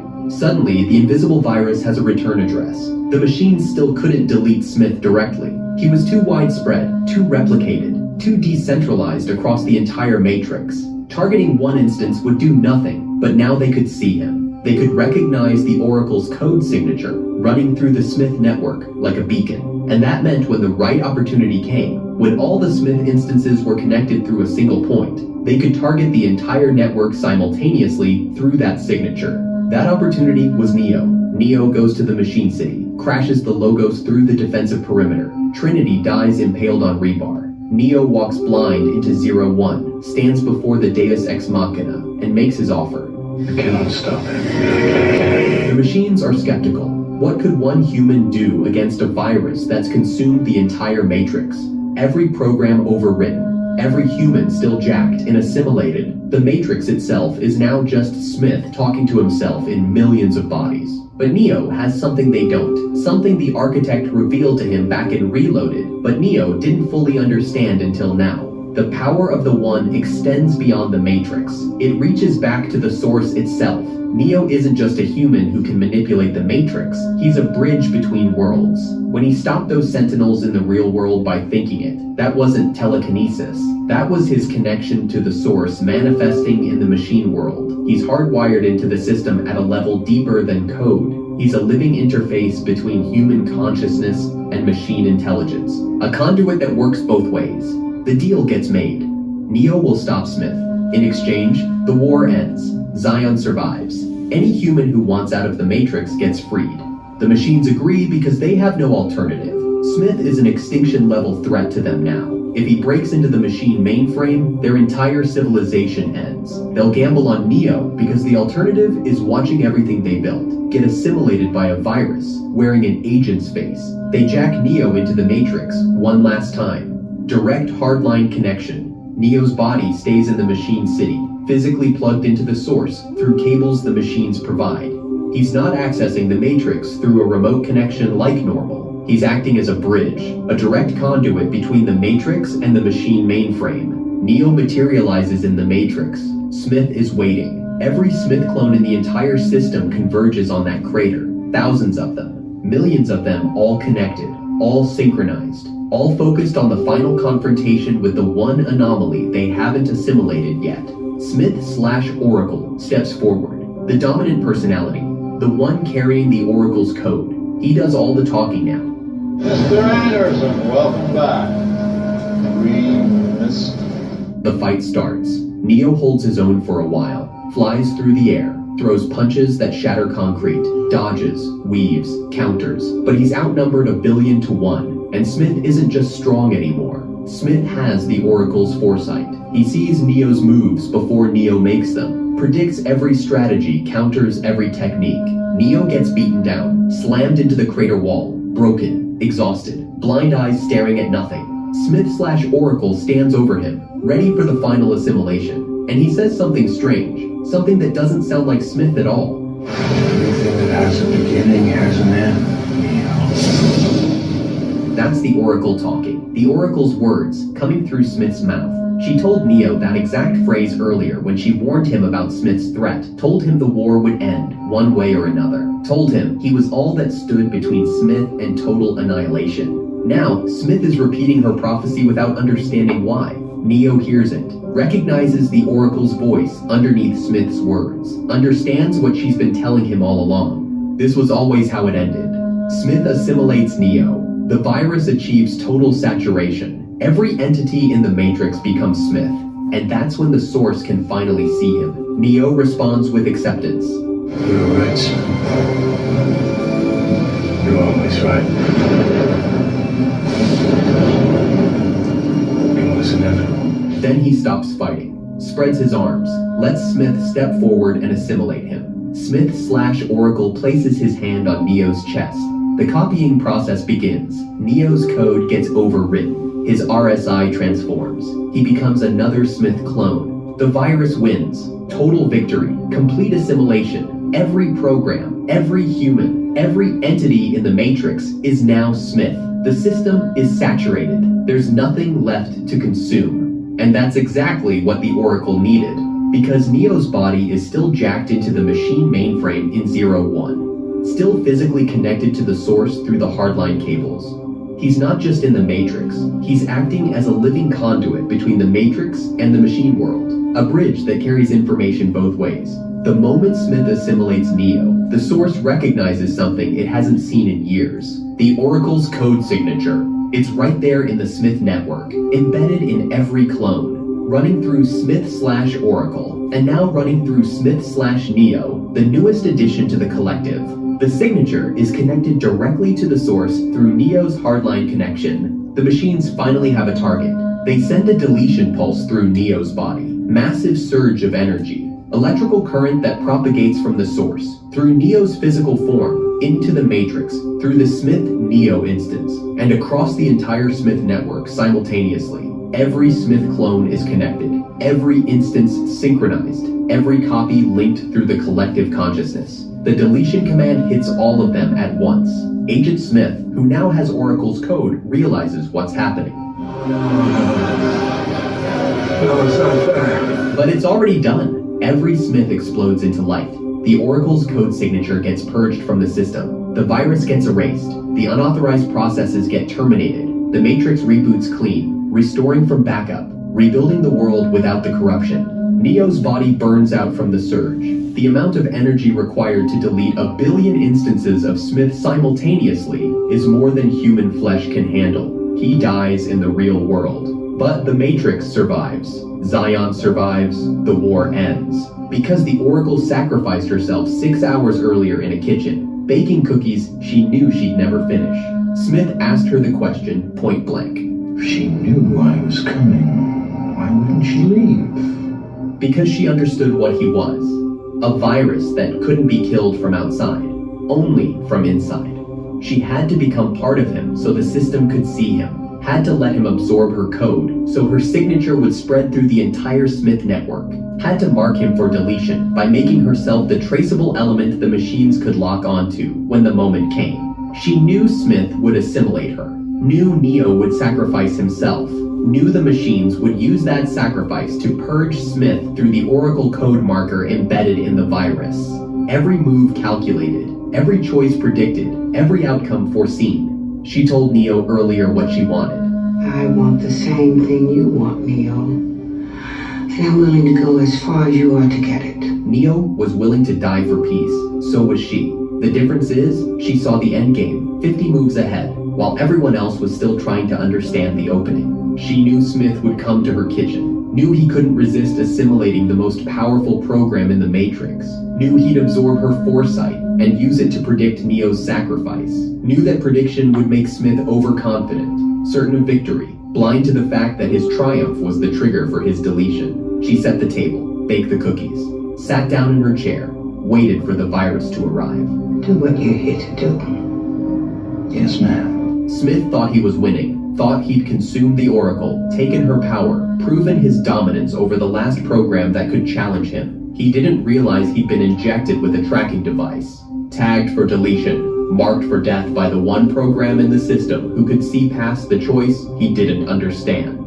The Oracle didn't get beaten by Smith in that kitchen. She weaponized herself against him, turned her own code into the exploit that would bring down the entire Smith network when the time came. Made herself the beacon that would allow the machines to finally see their invisible enemy. Sacrificed her existence to mark the virus for extermination. The scene everyone thought was her death was actually her checkmate. Smith just didn't know he was already in position to lose. He saw her sitting there, prophetic and powerless, and assumed he'd cornered her. He never considered that she'd cornered him. that her apparent surrender was the final move in a strategy she'd been executing since the moment Smith first appeared. The Oracle knew. She always knew. She saw the end coming from the beginning, and she walked into it anyway, because the only way to save the Matrix was to let the virus think it had won until the moment the source could see it clearly enough to erase it. Smith/Oracle said it himself at the end, the Oracle's words coming out of his mouth one last time before deletion. Everything that has a beginning has an end. The beginning was the Oracle sitting in her kitchen, deliberately positioning herself for assimilation. The end was every Smith clone exploding into light because they all carried her signature. She planned both. All right, Moors. What do we learn? What do we take away from those nearly 19 minutes? Well, first of all, the Oracle is a woman. She represents our mother. Mother knows best for her children. She was already predicting the personalities of her children. So the Oracle was already predicting everything around her. So first things first, you must understand the wisdom of our mothers. The second thing is assimilation. She allowed herself to be consumed, to be assumed, to be digested, to be what? Colonized.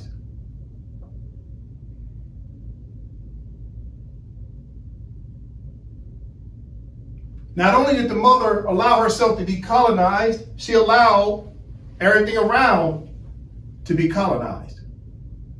Because colonization is like a what? Virus. What's the antidote to this virus that's called Agent Smith?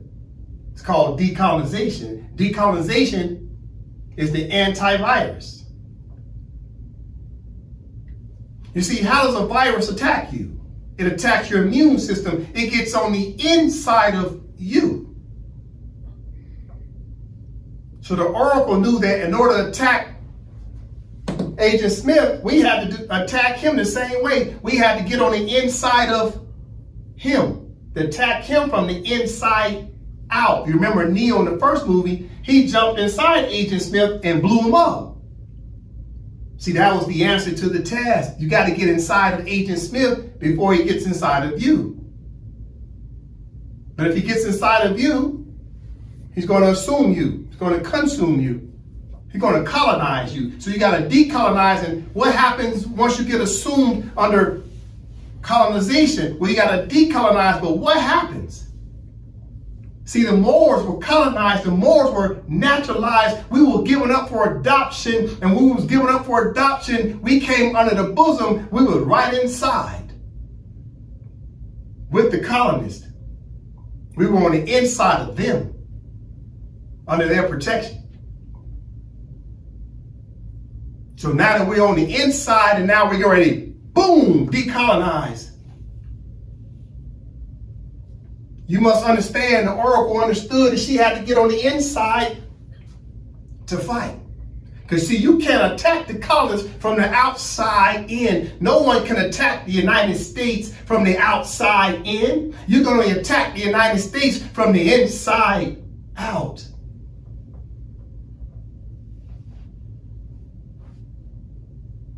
See, mother knows best, which is the Empire of Morocco. Your mother, she understands, because your mother can see far in the future. She looks at her children running around. She can already predict how her children going to be before they even become adults. She say, you're going to be bad, you're going to be good, you're going to be a scholar, and you, I'm still working on you. Yeah, the jury's still out on this last child. I'm waiting. Your mothers know best. So the Sultan of the Empire of Morocco allowed the Moors to be naturalized by the Europeans, and by the Europeans doing what? Bringing the Moors underneath them. Now the Moors been sitting there dormant all these years. And now we on the inside. See, we ain't got to do nothing besides do what? Decolonize. We got to stand up, declare our independence, and become the antivirus of colonialism. What else did we learn from this? What was her plan? She wanted to create what? A conduit, a bridge. Listen to me. She knew that Agent Smith couldn't be tracked by the machines no more. The machines wanted to turn off Agent Smith. They couldn't do it no more. Agent Smith found a way to get out of the matrix himself. Then he came back because of his greed, because he acts like a capitalist, because he's greedy. He wanted to assimilate everyone. He wanted to colonize everybody and everything. Because of his greed, he couldn't stop taking over everything like a virus. He became a super colonist like the capitalists. The capitalists are a virus on planet Earth. They want to take over everything. The capitalists are out of control. And they don't really know how to slow the capitalists down. But the Oracle knew how to stop the capitalists. She knew how to stop colonialism. Because that's in the 21st century, what's the new colonialism? It's capitalism. The capitalist billionaires are taking over planet Earth.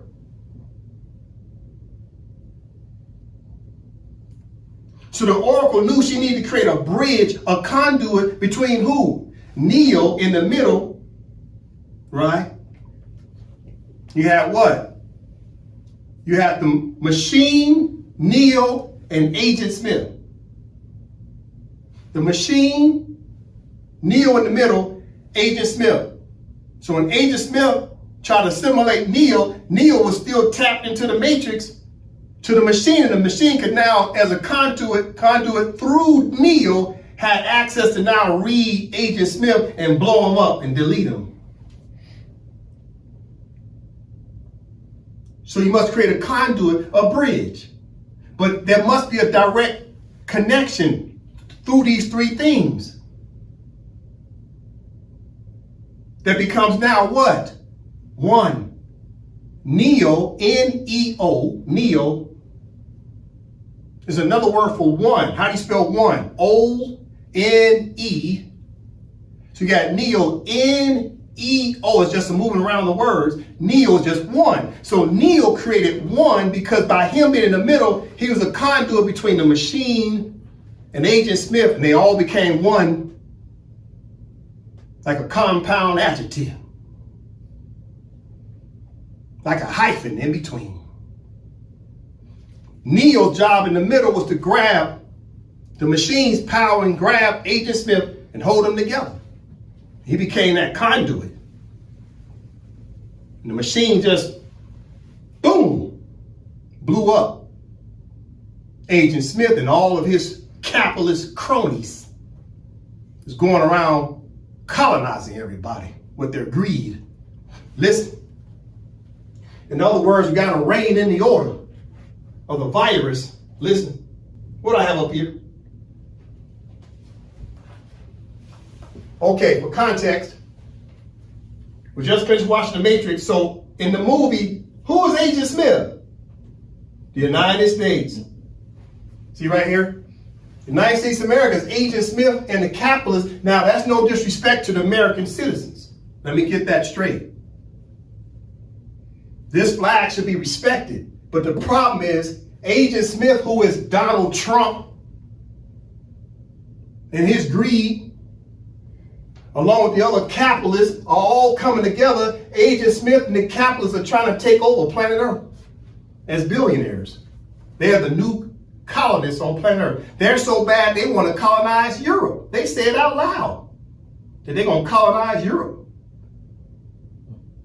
See, they don't see, capitalists don't see color. They see green money. That's it. If they do see a color, it's only green. Capitalists don't even give a damn about other white people. So right now, Donald Trump operates as Agent Smith and his greed, but he operates through this flag that should be respected because the average American, unfortunately, is dealing with the foolishness of Agent Smith. So Donald Trump operates through the guise of this flag. He does all his private affairs through this public flag. It's disrespectful.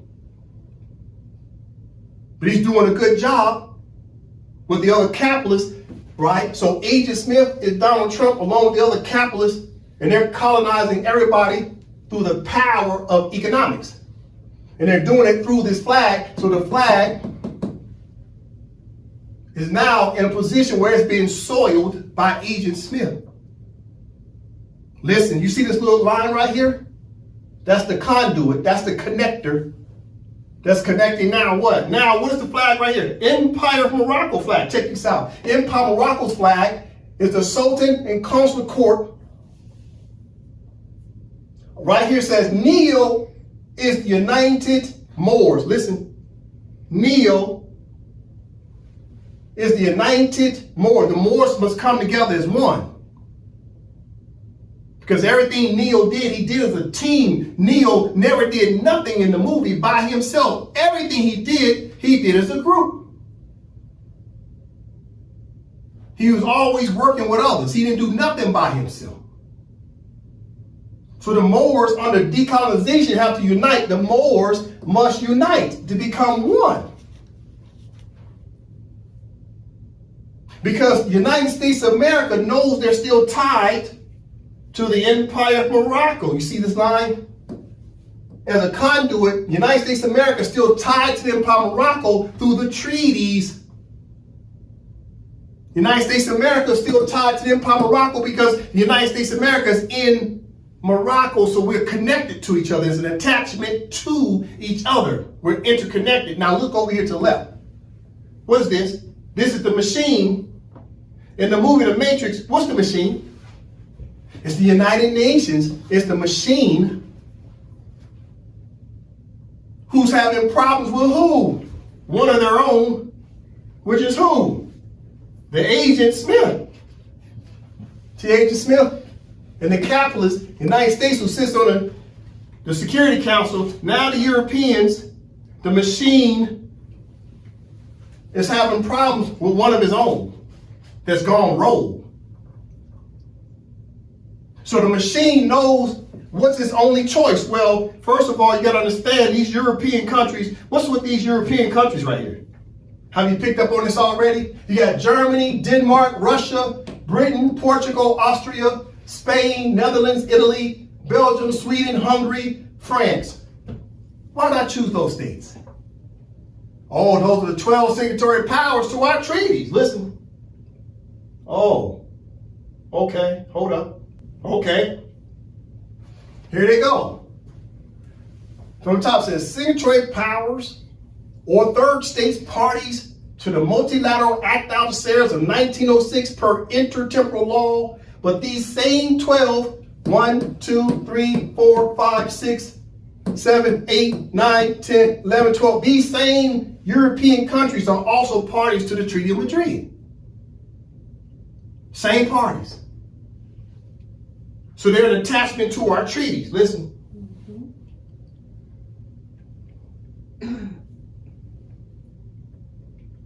So I put those 12 European countries over here. Why? Because they're a part of the treaties with the Empire of Morocco. They're a conduit. See this right here? See the little bar down in the middle? See that? See that? They're an attachment to the Empire of Morocco through the treaties. So now we're starting to become what? One. You see that? Look. See right here, this conduit? The Empire of Morocco acts as a bridge. Then you got another conduit connection. Now it's becoming that one. You see? Machine, Neo, who? Agent Smith. Becoming one as a bridge. Neo. Who's Neo? The Moors coming together under the Empire of Morocco to pledge their allegiance to follow the dang on contract. Once we do that, now we can be back in the power to be able to help the machine, which is the United Nations and the 12 signatory powers, Europeans, to do what? Deal with that rogue Agent Smith. Blow his behind up. Listen. So you must understand that in this analogy, all of this must become one. The United Nations was established by France. France gave the granting powers for the United Nations to have the powers it has. How did France end up with the power to create the United Nations machine? Listen, through what? The Treaty of Fez of 1912, because His Majesty the Sultan Sharif al-Mashdi, right, of Morocco gave the French Republic the power to act on behalf of the Sultan to establish these organizations. Starting in 1912 to 1956. Listen. So France, right? France got this power from the Sultan of the Empire of Morocco. France granted the powers for the United Nations to be established. That's why I have France to the left, but France gave up that power in 1956 and did what? They relinquished it and gave it back to who? The Sultan's office. All that power that France had went back to the Sultan. But yet the charter was still established and still active as the machine. And now the machine don't have control over one of its rogue agents. So all these European powers should fundamentally understand, and they do understand, if they really want to deal with the United States, guess what they're supposed to do? They're supposed to help the Empire of Morocco to emerge as a sovereign and independent state to deal with this virus. Because the Empire of Morocco, the Sultan, and our legislative branch, which are women, nothing but women sit in our legislative branch. Along with the Empire of Morocco, that's a woman, because countries are female in character. So the Sultan is the son, right? You got the mother's son, the Sultan, and the consular court, and the United Moors can deal with the United States because the United States is still in treaty relations. They say the treaties are unbroken with the Empire of Morocco, which means the Empire of Morocco still has an attachment to the United States and Agent Smith. So if the Europeans are serious, and they want to stop the United States from the belligerence of being a virus on planet Earth, because the United States government, let me get that for the record, the government, not the American people, but the United States government of Agent Smith and the capitalists are making all the Americans look bad. But if the Europeans are serious, they already know how to stop the United States, because they can help the Sultan and the consular court, because the consular court has subject matter jurisdiction over the officers of the United States. Because the United States signed a treaty and recognized the Moorish government's consular court, that Moors sit there as judges to have jurisdiction over the principals and accomplices of the United States. Therefore, the consular court of the Moorish consular court can pierce the qualified immunity of any officer of the United States. And the United States knows that. And guess who else knows it? The other Europeans, because they know the same thing in like manner for them. So I don't want to hear this crap from the Europeans about they really don't know what to do with the United States, because they already know that the consular court already got jurisdiction over the United States. No, Europeans, if y'all want to deal with Agent Smith, then you need to come together as one and work through a conduit, and let the empire be a bridge to get access to Agent Smith. And we need to put all our powers together to deal with this rogue government of the United States Federal Corporation. So the Europeans can weaponize the consular court. If they truly want to do something, weaponize the consular court to deal with the United States. So as I start to close out, listen, what does the treaty say? Oh, what does the treaty say? The Act Out Sarahs of 1906. What does the treaty mandate? What is the treaty mandate of the Act Out of Sarahs of 1906? Let's go to the preamble. What did the preamble tell the Moors to do? See, the Moors had an obligation to reign in the order along with the Sultan, and the Europeans recognized it. Okay, Noah from the top. Inspired by the interest attaching itself to the reign of order, peace, and prosperity in Morocco, and recognizing that the attainment thereof can only be effected by means of the introduction of reforms based upon the triple principle of the sovereignty and independence of His Majesty the Sultan, the integrity of his domains, and economic liberty without any inequality, have resolved upon the invitation of His Sharifian Majesty to call together a conference at Algeciras for the purpose of arriving at an understanding upon the said reforms, as well as examining the means for obtaining the resources necessary for their application, and have appointed as their delegates plenipotentiary the following. All right, so the Moors' job in the United States of America, who's a signatory power to this treaty, the United States of America recognized what? That they are an attachment to the Empire of Morocco. Listen, inspired by the interest attaching itself to. Who's attaching himself to it? United States of America and other signatory powers, the Europeans. Inspired by the interest attaching itself to the reign of order. So who's supposed to reign in the order? Both the Moors as the police, along with the other Europeans working together at the diplomatic body, together collectively in cooperation of each other. Listen. It's been a diplomatic body since 1906 of Moors and Europeans working together to keep the belligerents down, to make sure there's no rogue states. This is what the treaty preamble says. This Europeans agreed to. Europeans said the Moors would be there as the HR compliance department. The Europeans said the Moors would be there as the police to police between what? The belligerents of the European states. The Moors haven't been doing their job because they in breach of contract, and they too busy playing what? Church games, tribal games, and crayon games, while the Europeans are still running around here rogue like Agent Smith. Now it's time for the Europeans to enforce this treaty. The Europeans know if you got a rogue state on your hands, the treaty said we had an obligation to deal with that one rogue state through the Empire of Morocco and its consular court. That's what this treaty is about. This treaty is a compliance treaty. It's about the synergy, the energy, the synergy, and the energy such as the matrix, how it's all lit up. That's energy. That's synergy when you work together as a team. The Moors and the Europeans are supposed to work together to keep one rogue European state from acting a fool like Agent Smith. Watch. It's a start to close out. What's the definition of synergy? Nova from the top. Synergy, a noun. 1, the interaction or cooperation of two or more organizations, substances, or other agents to produce a combined effect greater than the sum of their separate effects.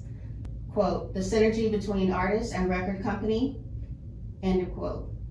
Quote, the combined operation will offer valuable synergies in marketing and technology, end of quote. So synergy is about you coming together as a group to work together to try to achieve something greater than what you could do all by yourself.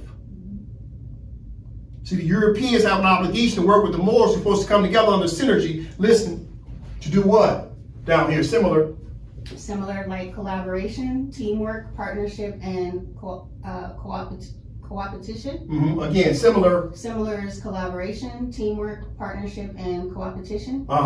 So we're supposed to collaborate together, Europeans and Moors, to keep other European countries in check. Listen, synergy. Etymology dictionary from the top. Synergy is a noun from the 1650s in quote cooperation. In a specialized theological sense, now obsolete, see synergist. From modern Latin synergia, from Greek synergia, joint work, a working together, cooperation, assistance, and help. Sometimes in a bad sense, conspiracy. This is from synergos, working together, joining or helping in work, which is related to synergy in work together, help another in work of the same trade as another. From sin, which means together, see sin with a question or a negative, plus ergon, which is work, reconstructed in Watkins to be from PIE root work, to do. All right, thank you very much. So synergy is about coming together to work together. Our treaties are with, especially the multilateral treaties, about us working with the Europeans to reign in the order of who? Other Europeans. That's what the treaties say, especially the Act out of Serres. The Act out of Serres is a compliance treaty. To maintain compliance, the Moors are supposed to be the referees between the European states. Listen, so the synergy is the machine, United Nations, and more specifically, particularly these other European countries who are parties to our treaties, along the United Nations, which is the machine, through the cooperation and synergy with the Empire of Morocco, we can deal with Agent Smith. So when we watch this about the Matrix,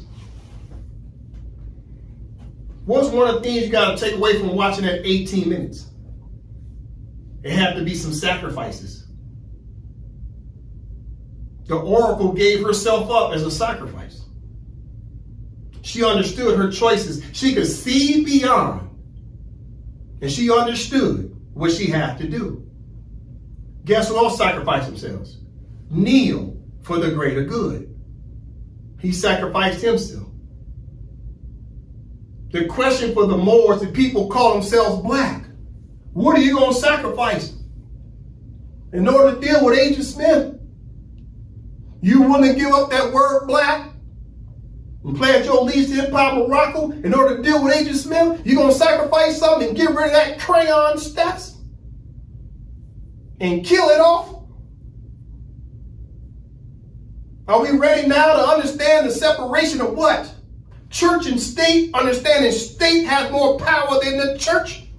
You ready to sacrifice that and understand you can go to church on Sunday, but the other days you need to understand how to enforce the power and authority and sovereignty through your state to deal with Agent Smith? Are you ready to go to church once a week and the rest of the week work for the Moorish government to deal with the Agent Smiths of the world? You gonna sacrifice your church? No, you're gonna keep going to church, aren't you? You gonna keep playing tribal games? You gonna sacrifice the tribal and get rid of that? Pledge your allegiance to the Empire of Morocco? You gonna sacrifice? Stop playing tribal games? This is where the sacrifice comes in for our people. We're gonna stop playing church games, tribal games, and crayon games. That's the sacrifice for us. You gotta let something go. You got to give something up on behalf of your mother, which is the Empire of Morocco. You got to come home and follow the contract and stop being an outlaw and be in the law of the contracts and help your mother to destroy the Agent Smiths of planet Earth, because this was the obligation of Moors of planet Earth. It was our job as Moors to be the protector of Mother Earth. This is why our Moorish buildings are all over planet Earth. We were all interconnected at one time. We got to get back there again. But let me say this in my last words. You still going to have to work with the Europeans to deal with the other Europeans. We have to get back to a treaty of peace and friendship. Europeans need help just like the Moors need help. The United States has become the Frankenstein of the European powers. The Europeans created the United States. The United States is nothing but a melting pot of Europeans or immigrants who came to the United States seeking American nationality. It's just a melting pot of Europeans. It's a Frankenstein. That's no disrespect to Americans, but they know the United States is a melting pot of different nationals.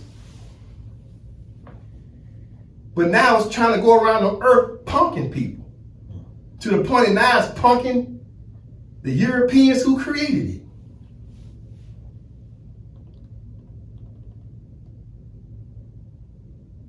So in the spirit of Noble Drew Ali, saying that this month is his birthday, when are we going to have a birth of our nation? When are we going to be born again?